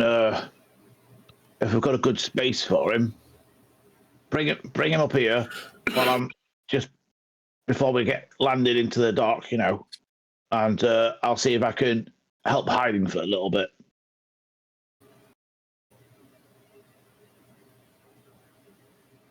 Well, you guys have argued the opposite sides to the same coin there. Do we hide him, or do we give him back to his people? Are they going to harm him?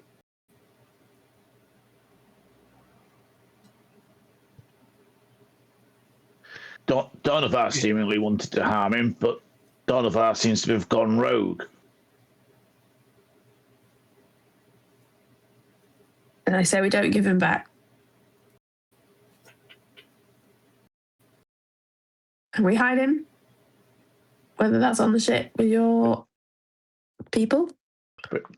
Bring him up, carry him up to me if he's not in a state to walk, and I'll help hide him. I'll go get him. Sidril goes gets him. As you open the door, you see Tharivold is cross-legged in the middle of the storage room where he is. And there's various bits and bobs from around the ship just levitating gently off the ground in his vicinity. Whoa. As you say, whoa, his eyes open and everything drops and he looks confused. I interrupted something.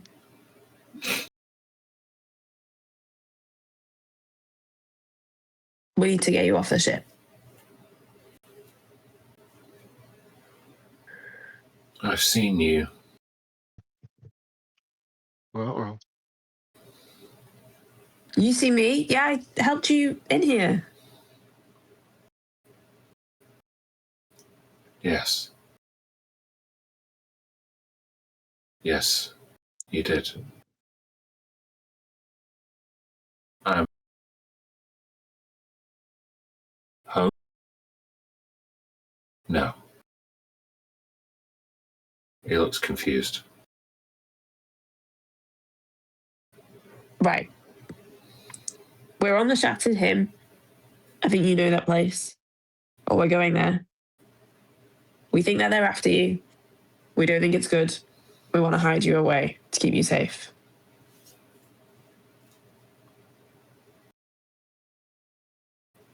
You wish to hide me from the Archseer? Yeah, who's that?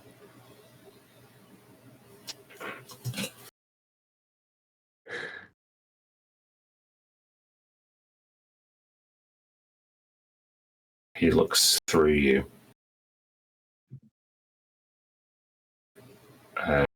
As he says, the young Ozzithar, sorry. This young Ozzithar.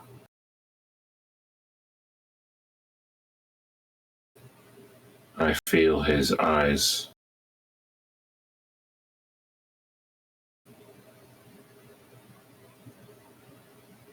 Do not lie to the Archseer. Okay, so you'll just come with us. He nods acceptingly. I'll help him up if he needs the help and get him out of there.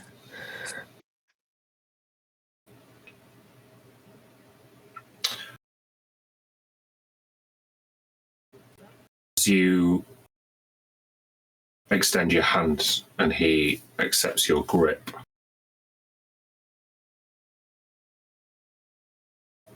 you get a flash, a feeling, just a vision. You can just see the pained face of your cousin.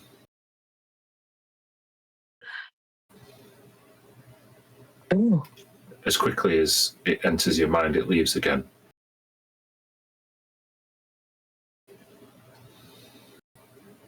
I'll just look at him to see if he sort of knows what happened to me. He doesn't seem aware. Okay. It must have been just a figment of my imagination. You take him up to see Captain. Yeah? He holds on to you like a doddering old man.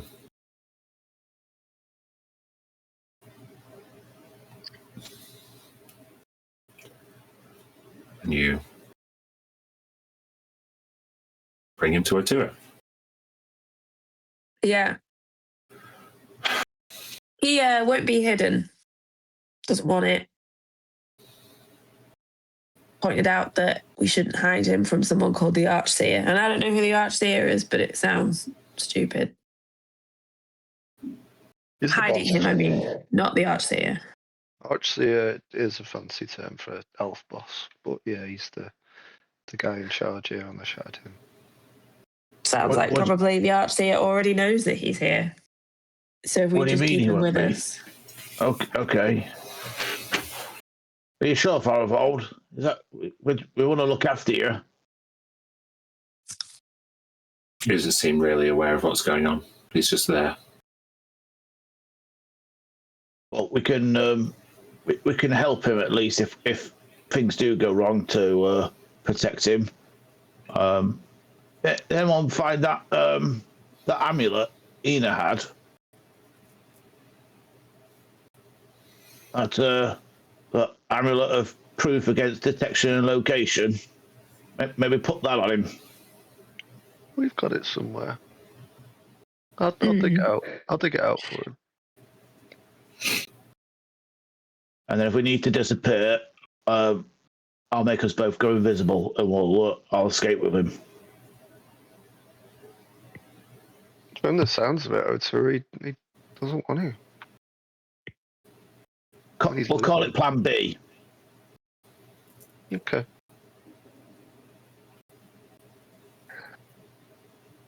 Right, Okay. let's face the music.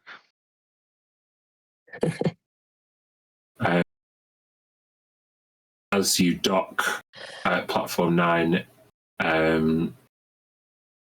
you hear over the spelljamming helm Otura. Thank you for your cooperation, Captain. Now that you have boarded, now that you have docked aboard the Shattered Hymn, you will be placed under arrest, and the ship will be inspected by a contingent of the Harmonium Legion. I will escort you personally to the Archseer, and you'll remain in my custody until His Excellency decides your fate. Sorry, under arrest? What for? You have absconded with a fugitive. Do you want to try that again? We've done what with who?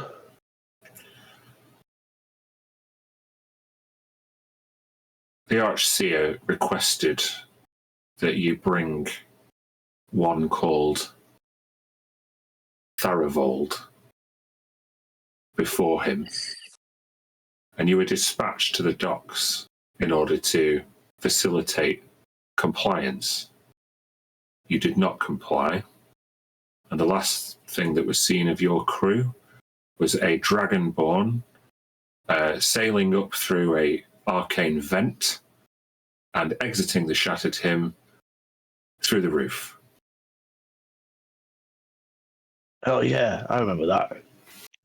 Quinn is badass sometimes, isn't he? Be that as it may, it was highly illegal, and you must now face justice. Well, if saving Faribal's life is illegal, then yeah, that's what we did.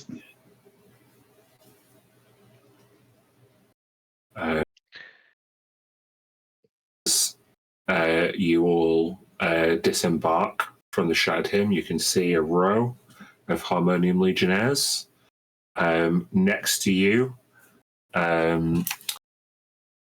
you see Vondel's Pride, this particular star moth, and Captain Zelene.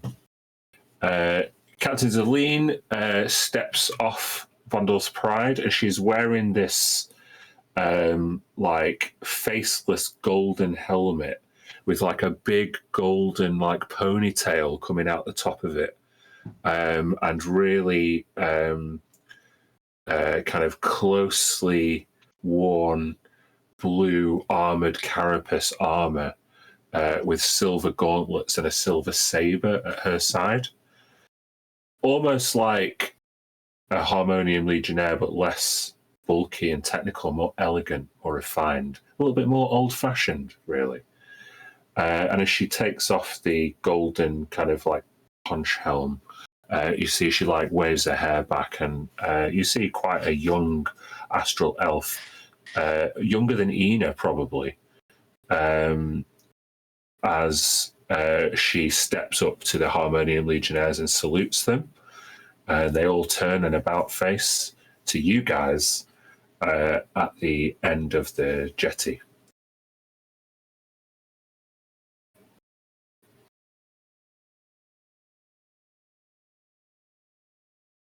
They say we're all under arrest, guys. By the way, did I mention that? Sounds about right. I'd like to see why they think they can arrest me. Aiding and abetting a known felon.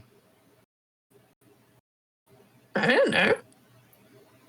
Doesn't matter if you know. That's not how law works. Protect the laws. Come on, there'll be a fight if we go, Sidrul. You'll enjoy that. The Broken Blades say that they will oversee the inspection and show around the Harmonium Legionnaires. Thrixie's just kind of nudges you as you're leaving Otua. Boss, I'm not sure the plasma cannon is entirely legal. I'm a bit. What do I say if the elves have got a problem with it?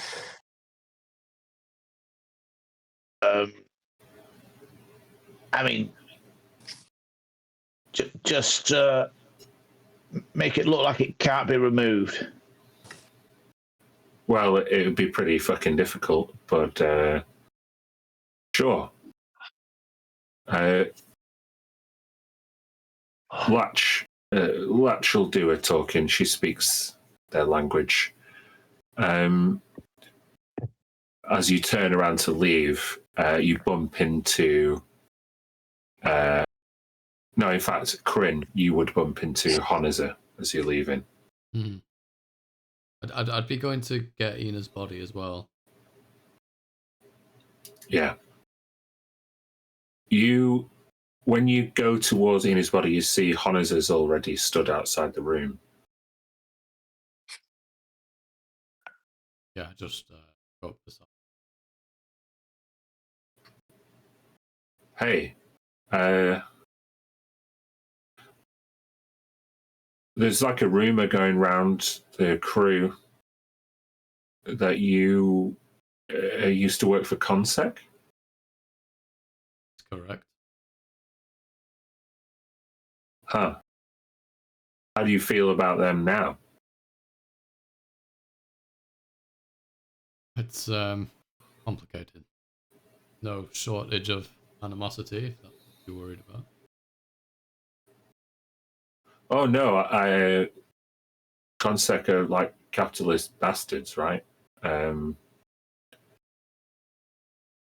But it's just a bit weird for me that, I don't know, you quit and found religion?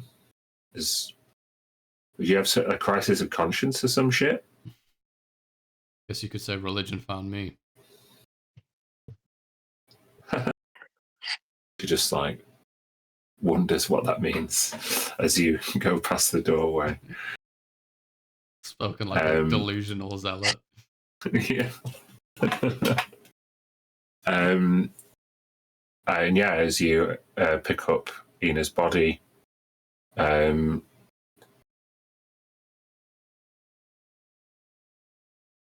you do anything to conceal it, or are you carrying it out in the open? Oh, I'm going to carry it, yeah. I'm going to take full responsibility and carry it out. Honazer offers her assistance and like gets the door and you know she's curious, you can see. No insight check required, but she sticks pretty close to you, and as soon as she sees a first Harmonium Legion, she like interjects herself between you and them. So hey, have some respect. We're carrying the dead here.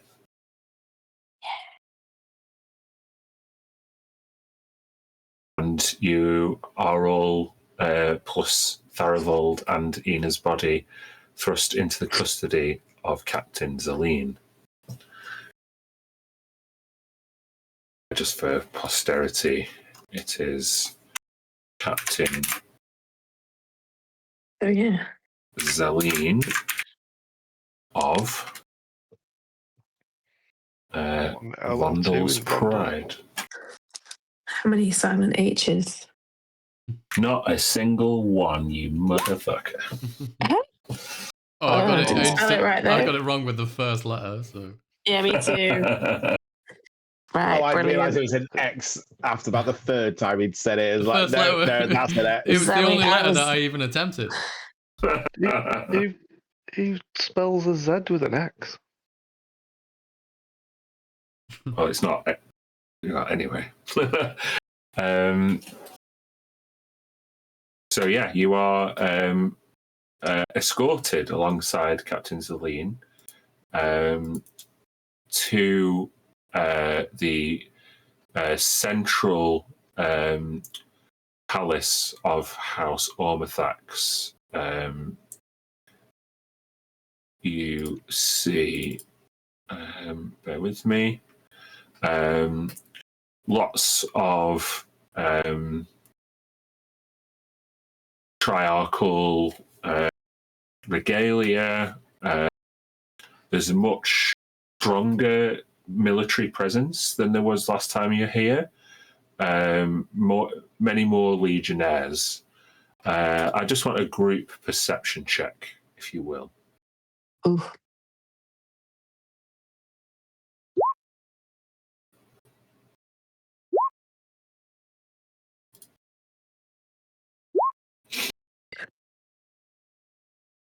Okay, 16, 24, 17, 20. The contingent of legionnaires that are escorting you, move very differently to Dornavar's legionnaires. They seem to carry, they don't walk as perfectly in time, though they are very disciplined, and they seem to vary in shape and size a little bit more than Dornavar's personal legionnaires. However, they do all come with their own harmonium core. Crin, are you still wearing yours? I'm not wearing it, but I do have it. You do have it, yeah. Very good. Are you attuned to it? No. Is that what you no, mean? I'm not attuned.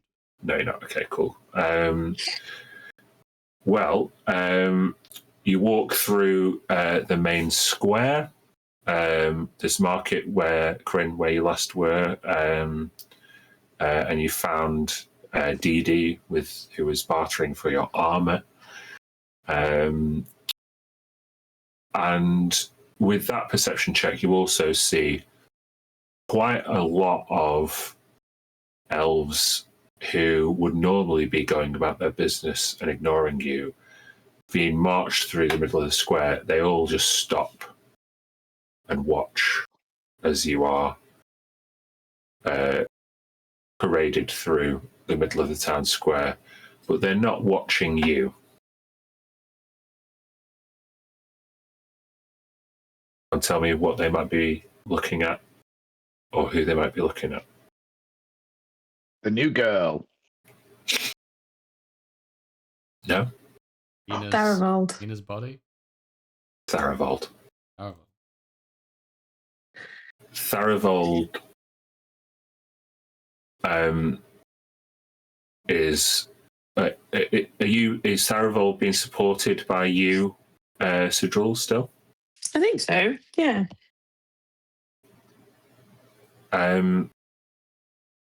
Crowd starts to amass on either side of the Legionnaires as the local elves of House Ormathax gather to observe the return of someone they'd heard stories of. Someone who, in local triarchal lore, was perhaps had their story told of that as that of a martyr. Somebody who spent a century in the custody of Consec as though to grease the wheels between the triarchy and the ascendancy. Someone who, a sacrificial lamb to the ever progressing wheel of capitalism. Tharivold's submission to Consec happened so soon after the Sundering, it became almost indistinguishable from the start of this new era, from when the Pentarchy became a triarchy. And thus, everything that these elves have known since they've travelled through space and had to leave their homeworld has been in some part because of this man. People, you can see, have different feelings about him. Some come up to you, Sidrul. They just want to touch him. What do you do? I gather him a bit closer to me and I say, "Don't you dare." She, Tharivold pats you on the shoulder. They mean well. They know not what's going on. You see that Tharivold has his awareness temporarily boosted by being here amongst this place. Just as he begins to look around more deliberately and purposefully at his surroundings, Sidrul, I'd like to make a dexterity saving throw. Woohoo!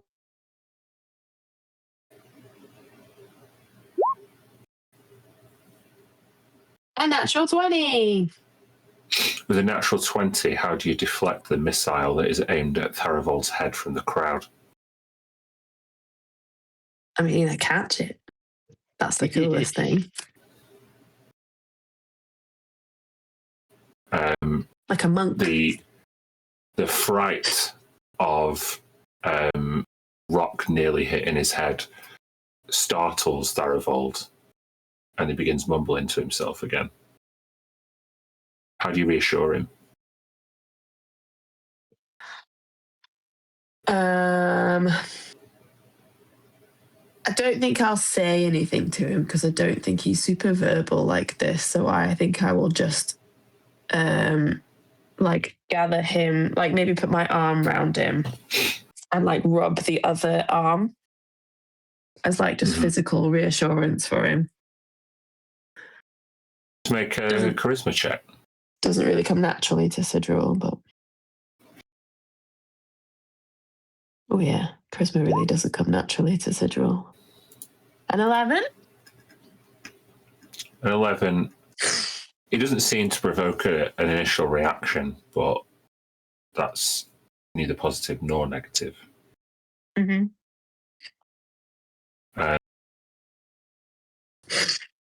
You are led up the stairs.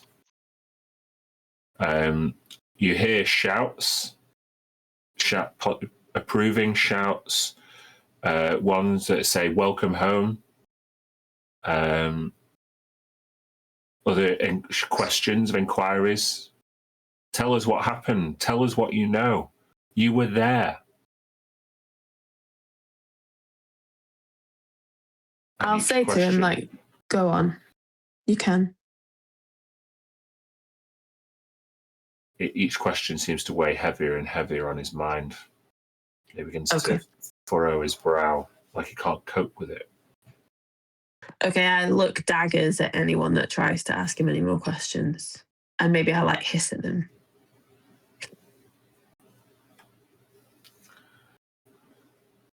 You hear another shout.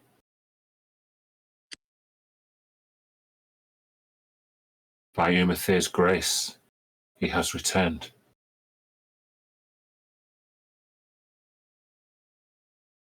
And you see a few people that seem to be all wearing the same colour.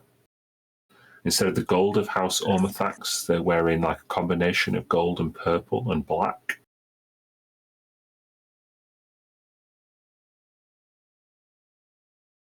What's most pronounced about this group of religious people is that they are all veiled, so you cannot see their faces directly. Ooh. This guy is more important than I thought he was.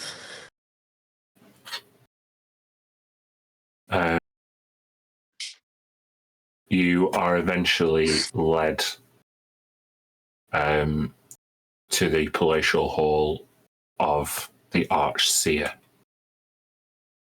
And where you were made to wait at previous times, it's almost as if since Tharivold arrived here the first time, they've had a chance to make more preparations. And as the golden silks line the damaged marble pillars of the Shattered Hymns central hall of worship, at the very far end with the doors open, you see the Archseer sitting alone without the various attendants and assistants that you've seen him with previously, eagerly clutching both sides of his throne, as it were, and leaning forward. The Harmonium Legion march you towards him. You may remember this picture I shared of the Archseer. It's just a blindfolded elf in almost papal vestments.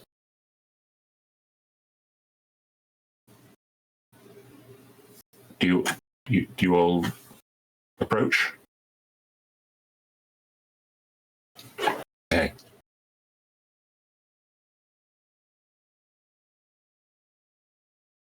the Harmonium Legion who escort you in fall back to the final threshold before the Archseer's throne room and block the crowd who have been following you in from entering. And the golden gates that were closed earlier shut behind you. There is a visible. You can still see through those gates, and you can see the Harmonium Legion on the other side and the crowd. But there is about 120 feet of space before the Archseer, who waves forward Captain Zelene, who he addresses first. Captain, you have done the Triarchy a great service. You have found House Ormathax's forgotten son. For that you will receive my highest commendation. And she nods before thinking that this is worth more of a nod, and she kneels down. Your Excellency, you honour me. I was merely doing my duty as instructed by his lordship.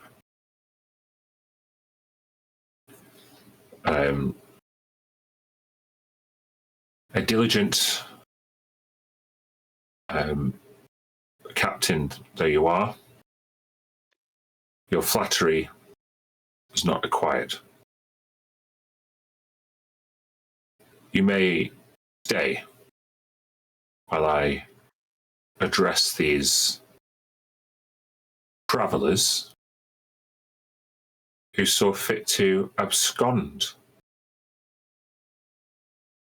with the Hollow One.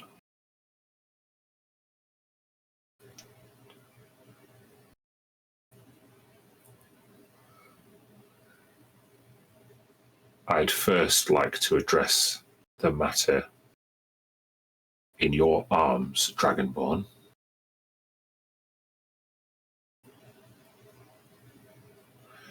My powers of deduction extend much further than mathematics. But as you left with Enethe Ilfelroa, as you have not returned with her, I will not insult you by asking whose body you cradle in your scaly clawed arms. I will merely ask, how did you come to dishonour House Ormathax by letting her die?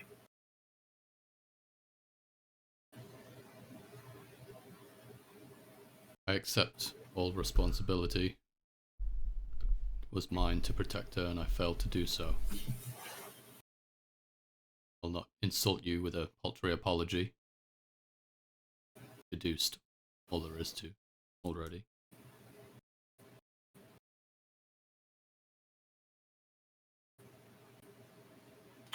It was not an apology I requested, nor was it blame I wished to attribute.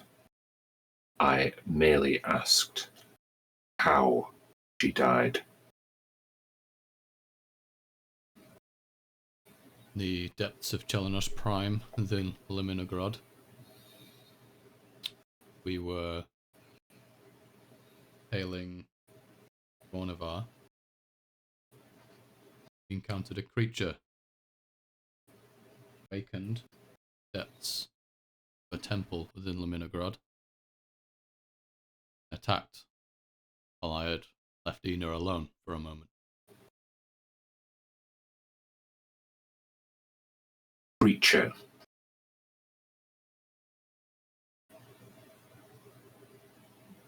From what we understand, they're referred to as Zilithid.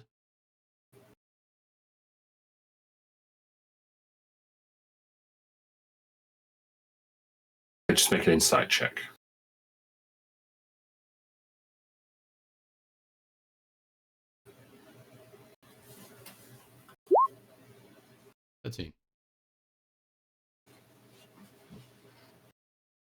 You see the Archseer grip his marble throne intensely, but he maintains his composure otherwise.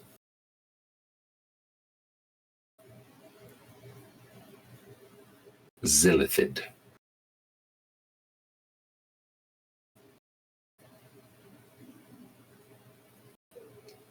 Companion.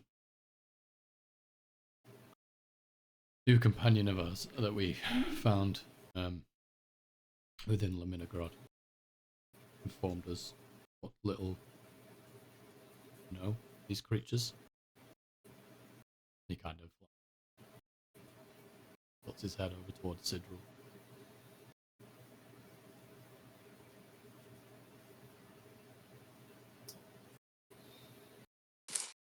I just spit out the word geek.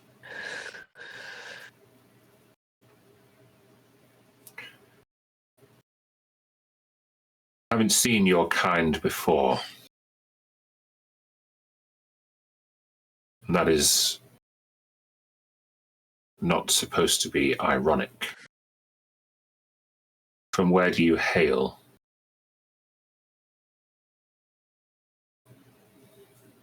Crash Rashan.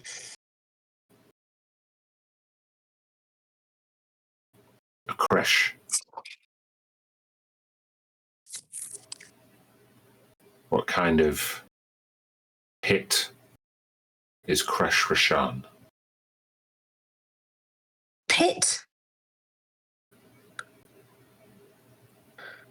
Where I grew up with my siblings. It's where I was raised. How dare you? And how would one be raised to know of a Zilithid? What creatures are these? What can you tell me? Be honest. We Hide were nothing raised from to. me. We were raised to wipe out every Zilithid that there ever was. So yes, I know what they are. Psionic entities, the most evil creatures that have or will ever exist.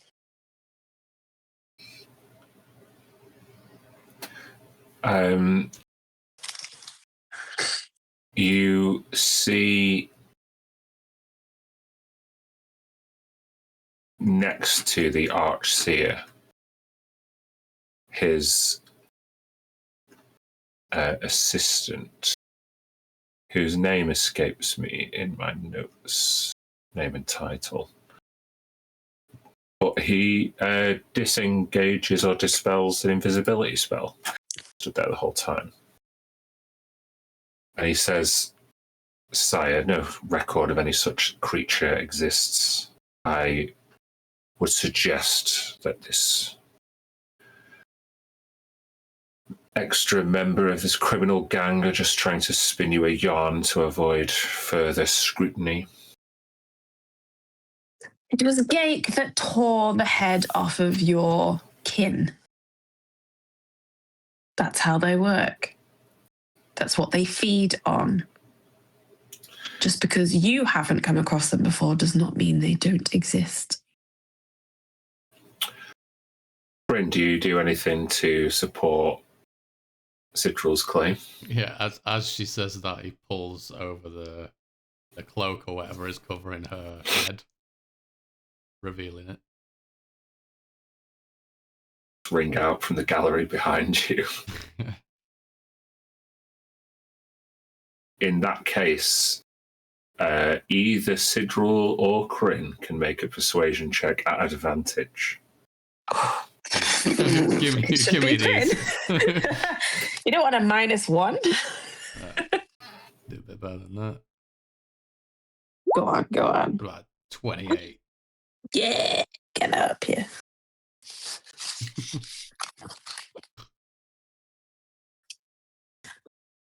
after the audible chatter and gasps put the Ozithar Ormathax's assistant in his place, the Archseer,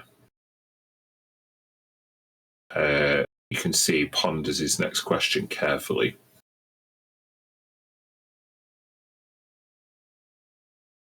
You said you were chasing Dornavar.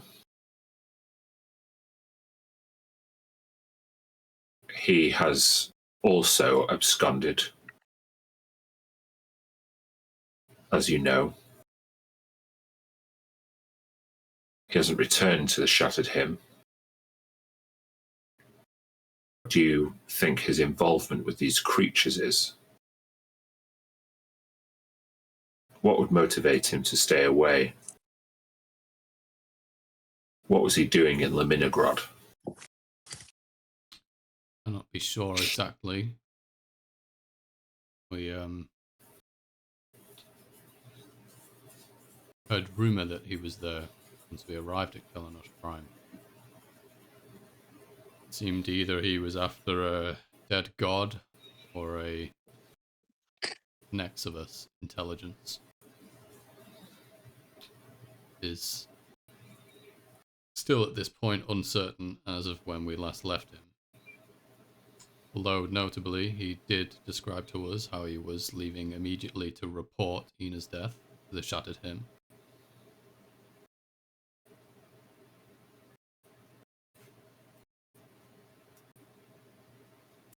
The Archseer looks up to his assistant, and the assistant just shakes his head.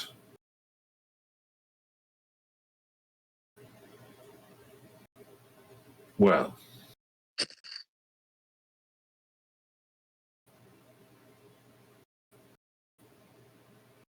you've given me cause to question his character.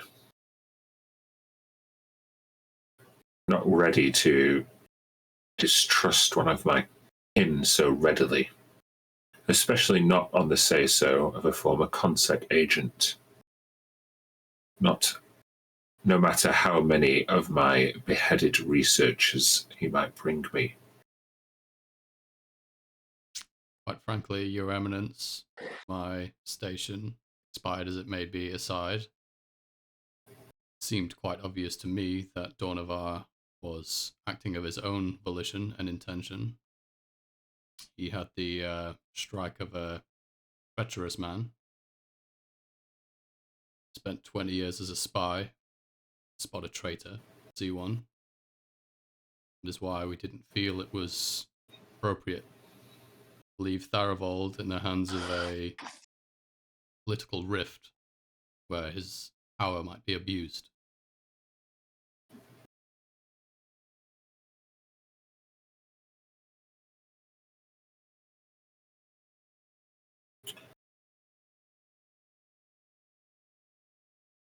Bear with me 1 second.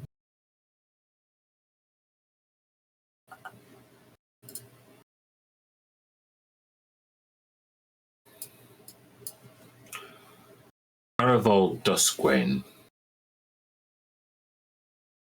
would no more be abused here by House Ormathax. And you would cull your own Brondaki kin. We are not heathens. Many of my subjects revere him, and it is a source of national shame that he was given up after the Sundering, at the point at which we could learn the most about what happened to our home planet. So please do not allude to the impression that you might have been saving him or saving him from us. The worst thing that could happen to him or us already happened a century ago.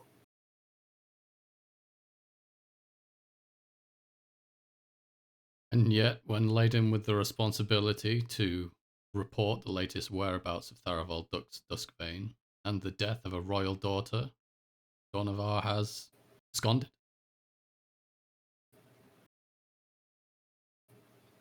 You are right. It seems as though Dornavar's personal motivations have overridden his most sincerest duties.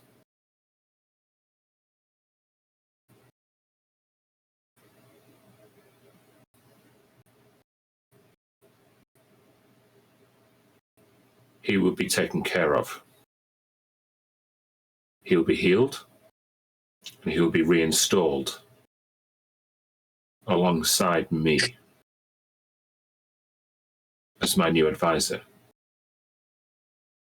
And the current advisor literally puts their hand to their mouth and begins to shake. For what it's worth, Archseer, you might consider appointing a war general by your side. House Ormathax does not deal in matters of war. Why would you make such a suggestion? In the temple within Leminigrad, where we lost Enathay, there was a being, to describe it, had taken residence in a gigantic skeletal frail beneath the temple, which presumably the denizens there prayed to and worshipped. He referred to himself as Ankarul, described himself as one of the first. He was one of these Zilithid, Gake, whatever we should call them. He went on to describe that he could sense the psionic resonance of his colony, which is well on its way to forming an incursion on the planet. As we were leaving Leminigrad and Kelenosh Prime, fleeing in fact, he encountered a ship able to transport itself underground. More of these creatures brood it, and as a matter of fact, as it looks over towards Tharaval that transported us back to the planet's surface. Thereafter, we were able to escape. That may have been the start of an incursion of a considerable military force, if we are to go off what our newfound companion has to describe for.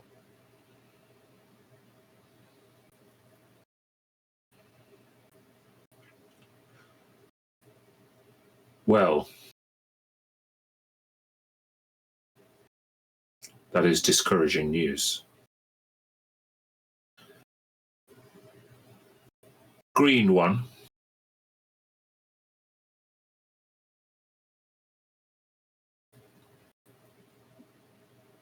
What? Which one? It's Sidral. Mm.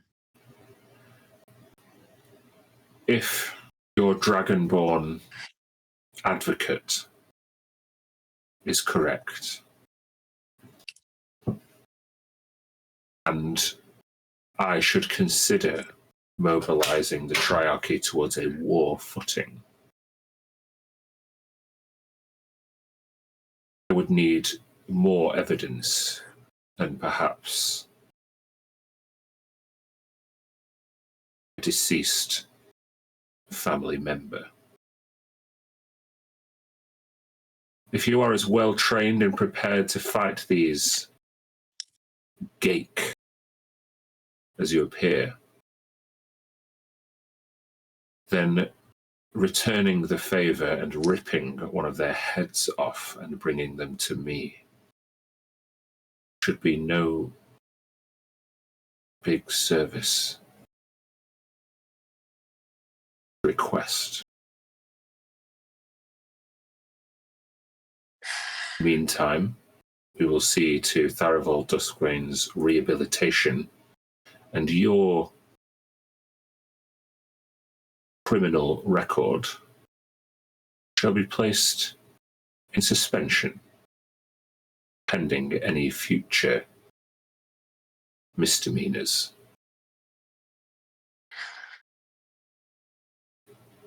What if he doesn't want to come back?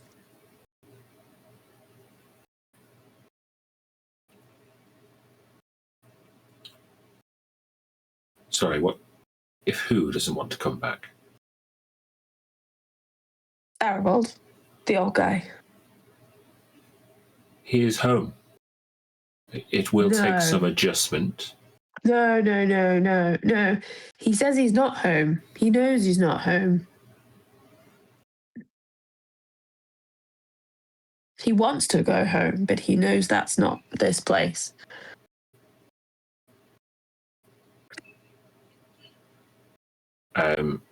Tharival lets go of Sidrul's arm.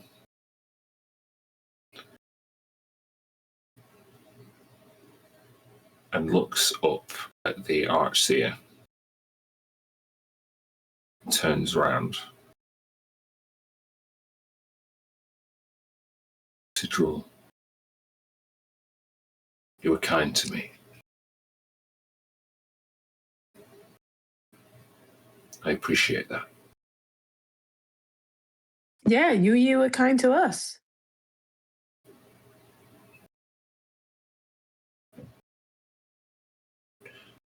What His Excellency has told you is a mere footnote in my story. I owe these people, my people, an explanation of why they and me can never go home again. And he leaves your company, walks up the steps, and kneels at the feet of the Archseer.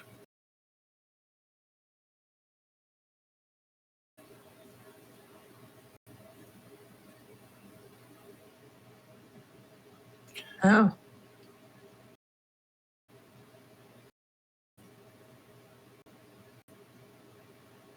Well, it's fine.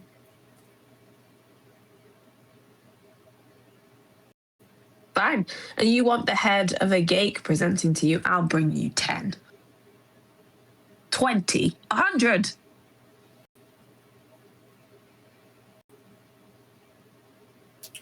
Very well.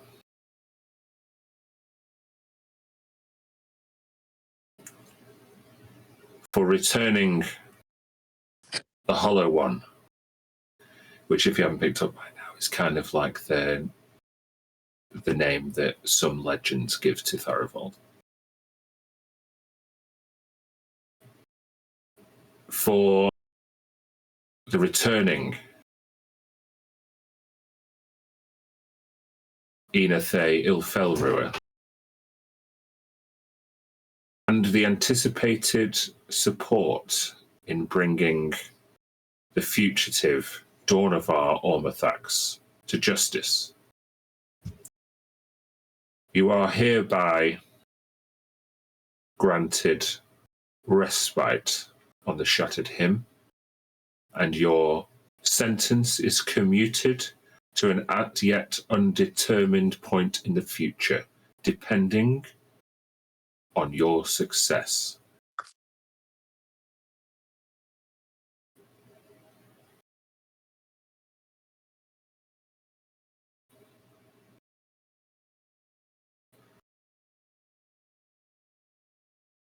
I'll look round at everyone and see if that's good.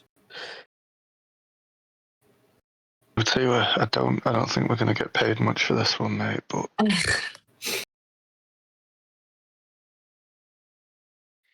Yeah. can't believe I can't spare a few bob. Look at this place. Well,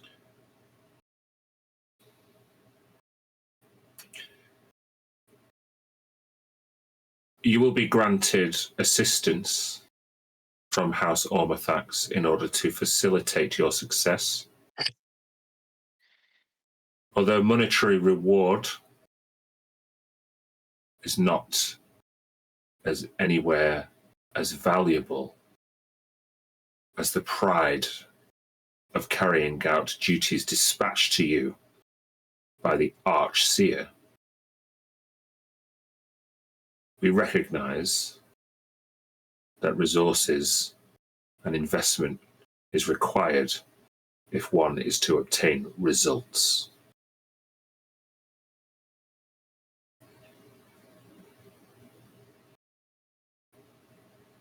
You may report to Ina's father, who has returned home after a short stay in his own rehabilitative environment. Quasar Ilfelrua is an experienced military tactician, and if you are to go gate hunting,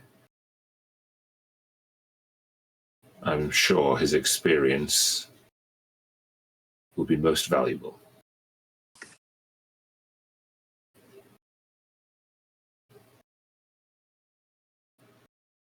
As I understand it, he also feels he has a personal score to settle with Dornavar.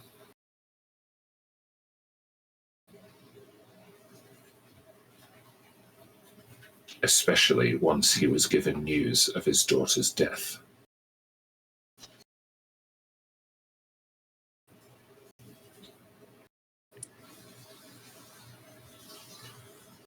I spared you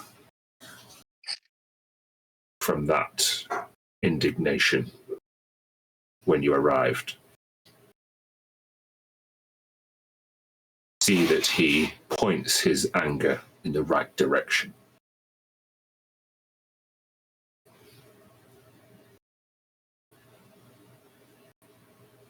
He wafts his hand over his crystal ball.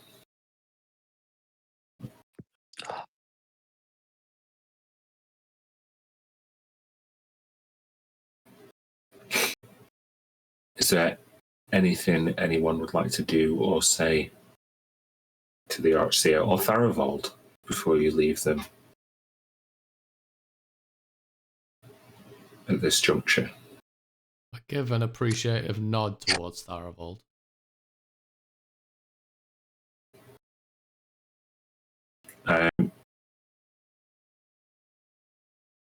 As you nod towards him, he is now stood, kind of hunched still at the Archseer's side and holding on to the throne. But as he looks up towards you, you hear in your mind, "Thank you."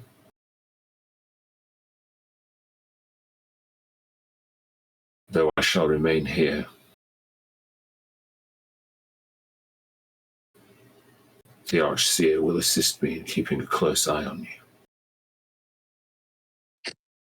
And now you're all here. Be well, my friends. You have done me a great service. And as long as I am by the Archseer's side,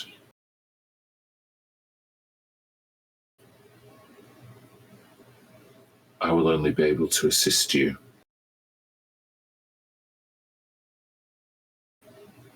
I would only be able to help make up for what I've done.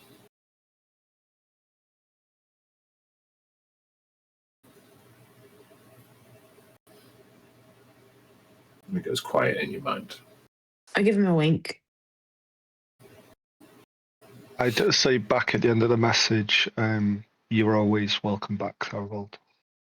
If it doesn't work out here, we'll have you.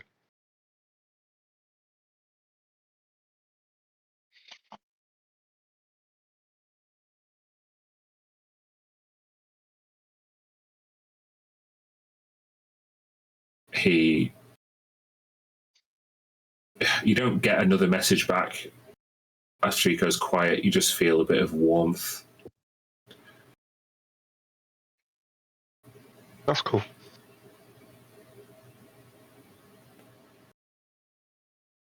Otua, you don't feel that same warmth.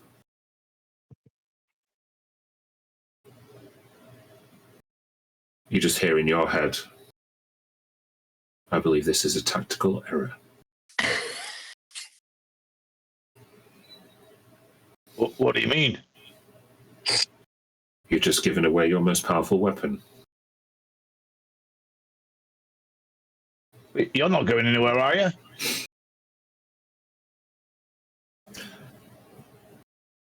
My capabilities do not reach the heights of Theravolt's psionic prowess. Yet. I believe in you. I wish I could say the same.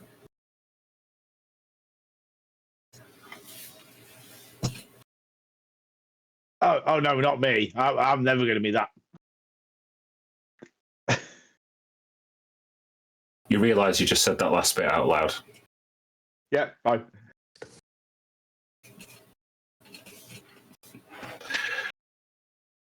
You good? Oh yeah. Yeah.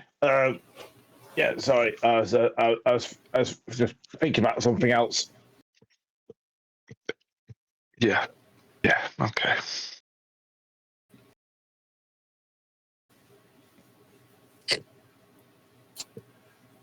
Should we get a drink?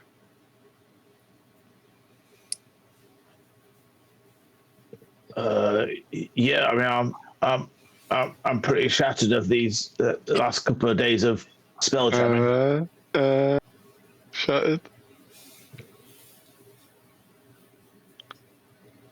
Come on, there must be somewhere where we can rest. It's been days on that ship. Do you want to go find some accommodation?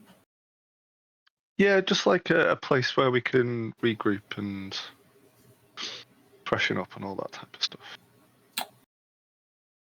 Obviously, we can't stay in this throne room. Right? No, you are.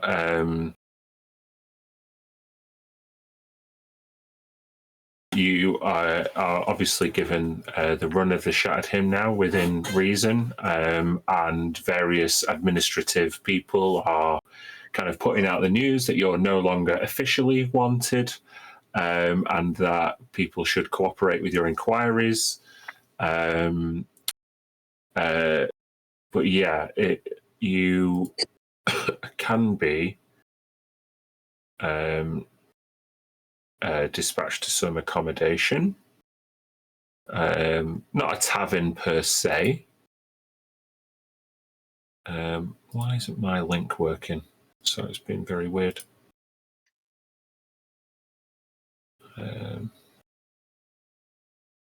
Here we go.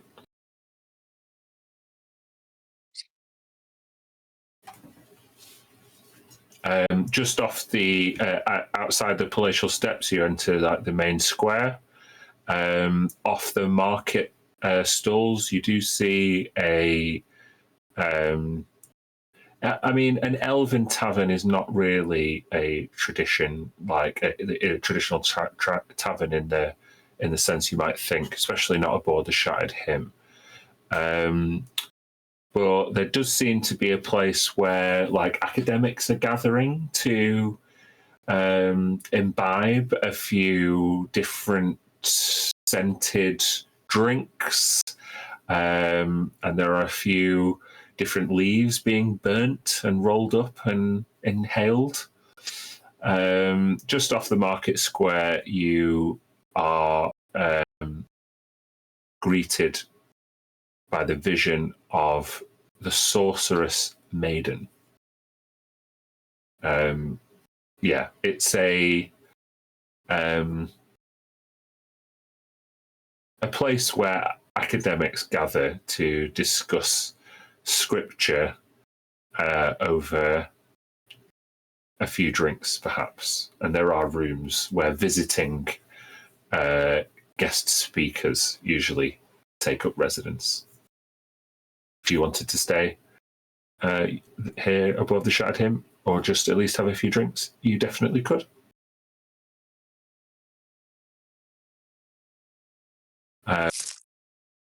It's next to the market quarter is the temple quarter, surrounded by quiet avenues and some of the scholarly monasteries that Ina would have studied at. It's lined with carved stone, quite a large building, consists of several large rooms, silken sheets and woolen mattresses. And the innkeeper is a young male elf, barely mature enough to be running this establishment. And they have darker hair for an astral elf, black, that matches their kind of black eyes with a kind of irisless. And he stands to attention as quite a few elven scholars all stop talking as soon as you enter.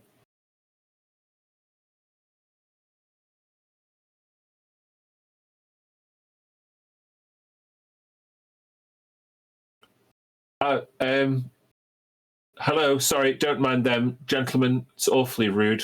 Carry on. Please, you are welcome here. Pardon, sorry. Do we smell? Well, you have come straight from an audience with His Excellency. Please, my other patrons will resist the temptation to interrogate you and ask you about the Hollowed One. What can I get you to drink?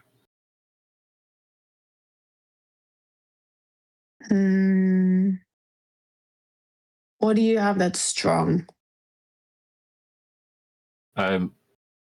Well, we are running quite low on supplies. The Platinum Thread has not docked with us for a while, but we do have a few remaining, and he kind of looks at a few bottles, things that might be suitable to you. This rum. Yes, 4 of them. Very good. It's on the house this time. Please, you're welcome here at the Sorceress Maiden. Oh. Take a seat over in the corner. The sleeping gentleman at the side will be no trouble. And you just see there's an academic who's like just covered in books that is exhausted from reading. He's not in the booth that you sat, just by the side of it. Wedgmund, wake up! Wedgmund. Yes, Riley? What? Another round, of course. No, Wedgmund, you've been here since yesterday. You need to go home. Well, yesterday? I was just engrossed in my studies, more dedicated than you lot. Gosh. And he just picks up a few of his books and makes his way towards you as you enter the booth. Zam, I think you're definitely the most interesting looking of everyone. And as Wedgmund is picking up his academic works, he just totally, like, his jaw drops as he looks at you. Oh, hey, do you need a hand with those? I'll give you help with these papers. Do they go in an order? Yes, they're going in order. You have hands. What Yeah. You're amazing. Well, you're not too I- bad yourself. Gives him a I've bit never of seen cheesy anything smile. like you. Thank you very much. Who made you? Oh, well, that's the question, really, isn't it? It's a big question. Who made you? Yes. Well, Not so easy to answer. a Is it? lineage of Ormathaxes, I suppose. My bloodline goes back 5 centuries. Wedgman Ormathax, chief researcher at the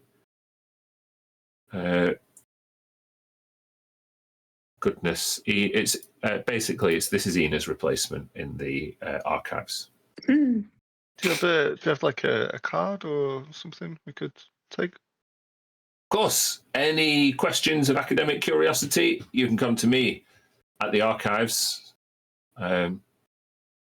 Used to be headed up by my uncle Dornavar, but since his departure and his apprentice's untimely departure, I have been installed as the Shattered Hymn's foremost font of knowledge.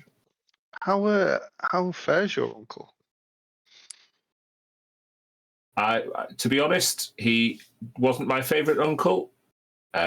He always got me out of date scripture, ones that had already been annotated by lesser minds. Not somebody I held in such great esteem. A lazy scholar and one that was poorly organised. Always looking Wow. for a shortcut. Long report. When was the last time you spoke to him? Oh, not for months now, I would say. Do you have a way of getting hold of him at all? No. No. Communications beyond the Shattered Hymn are not my forte. I much prefer the company of books and really do dislike interstellar travel. I've been researching a way for us to go home, stay firmly planted planet side, and re-establish ourselves, put our roots back down. That is the Ormathax destiny. Yes, yeah. Sounds great. We can find you at the archives if we need you. That's right, isn't it? Yes, right you are. I think I'm late for a lecture. I'm sorry. I'm sure I'll see you again, whatever you are. Yes. Oh, I'm Zam. It's a pleasure to meet you. Nice to meet you. Wedgman T. Ormathax. Wedgman T.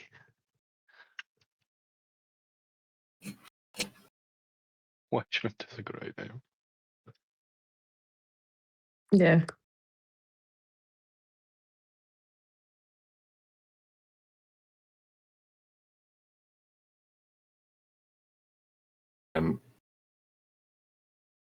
The proprietor, whose name is Ryany, comes over and serves you a few rums.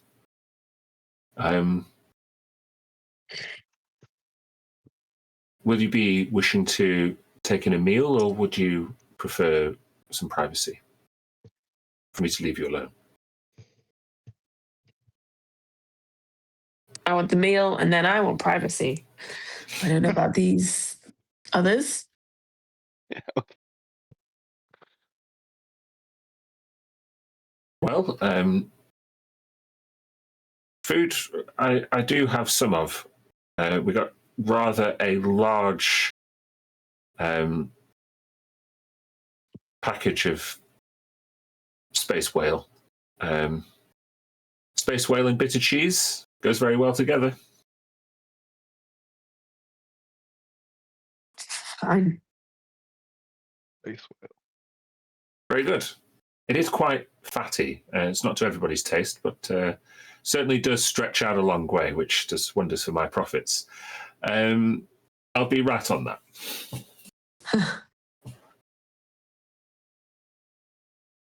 And he leaves you to go off cooking.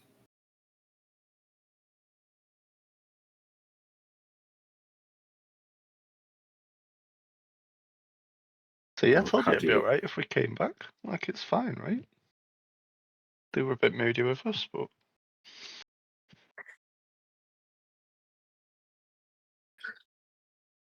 Sounds like you got into some real trouble last time you were here. nah, it's fine. It's fine. We've been in worse scrapes. But they actually wants us to find Dornavar and bring him a Gate head. Or 100. Yes, or 100, yes.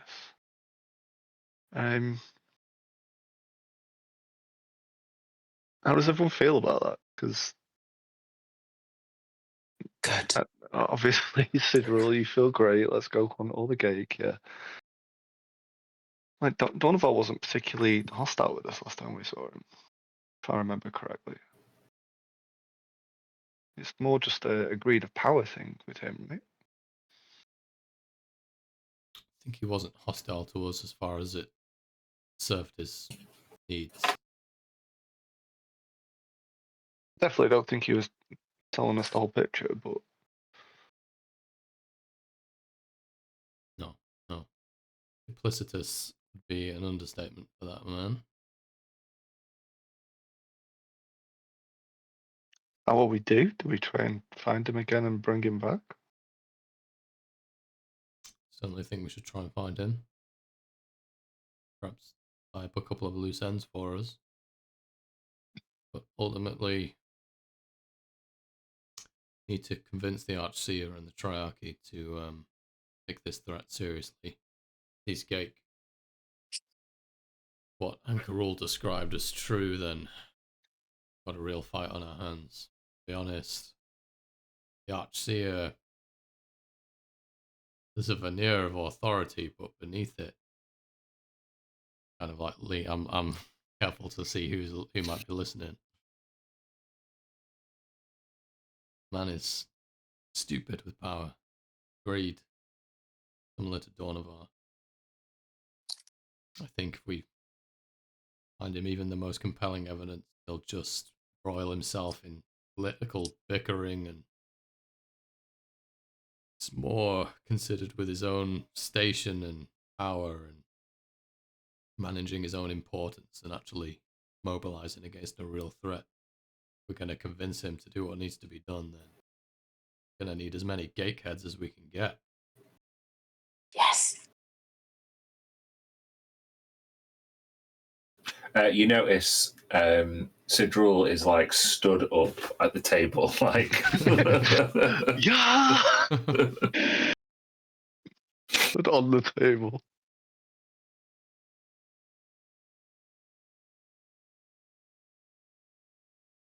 But where from? Where we just came from? We know they're there. I'm going to ask you, does one go about hunting Gate? What? Well, that's where we last saw them, so that's where we should go. You really are green, aren't you? What? You're new to this, right? Oh, green. It's the way all of my siblings are. None of us. This is the closest anyone has ever got from my crush. I'm it. I'm in front. I'm in the lead. Oh.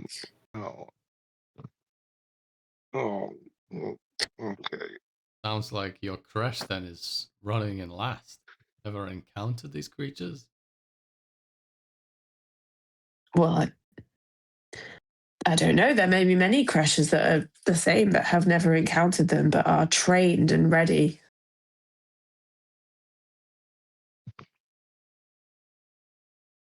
It's a shame, Corinne, that you only brought the head of that bloody priest guy rather than a gift, but maybe he might have an answer. A GIF? Hey, my flair. Huh. Well, that's been long enough. I don't know if we should do it here. Ask him some questions. Just to put it out there, getting into and off Chelenosh Prime is an absolute nightmare. I wouldn't suggest we head back that way.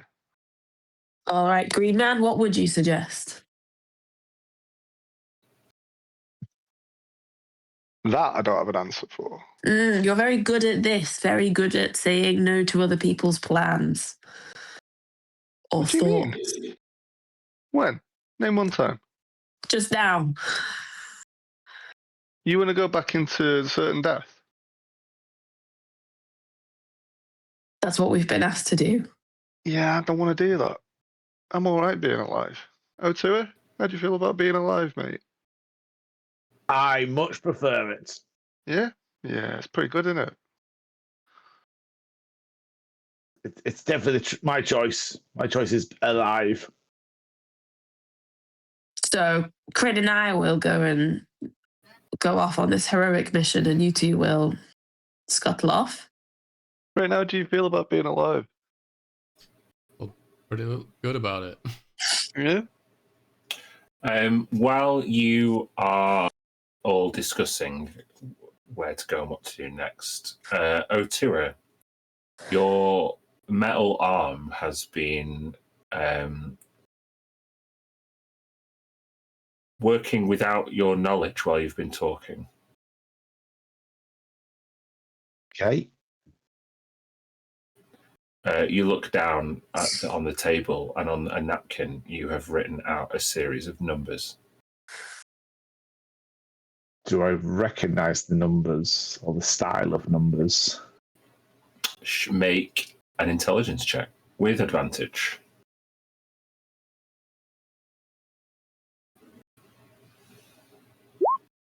Natural 20. Oh, yeah. Those are coordinates.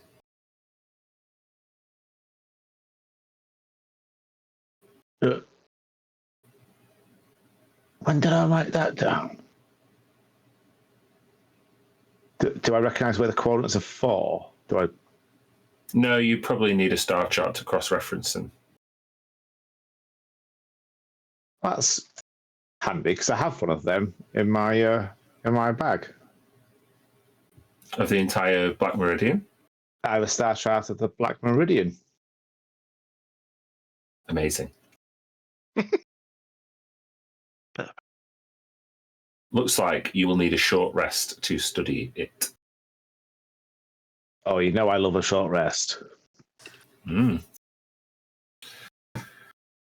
Which you can take while you take in a meal here at the Sorceress Maiden.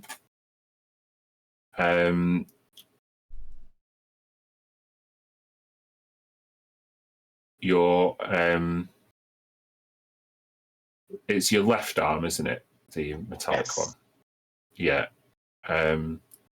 It's like as soon as you notice the coordinates, your left arm, it kind of feels like when you like got pins and needles in your arm, it doesn't feel like your arm. Yeah, feels like that for a second, and then you regain control. Don't remember right. Guys, you know where this is? I recognize the coordinates. No, not many people recognize the coordinates out of hand unless they're exceptionally meaningful to you, and they don't seem to be to anybody else at the table. You're the pilot.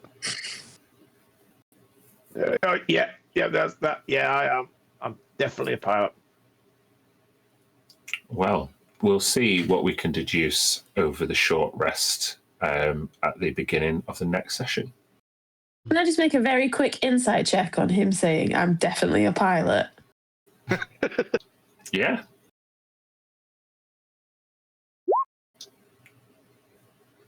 I got a 10. I want you to roll a d20, Craig, and add either your persuasion or deception modifier. You don't have to say who, what, which one. You just have to tell me the total score. My total score was greater than that. Okay. So, yeah, I mean, he's a pilot. Okay, fine.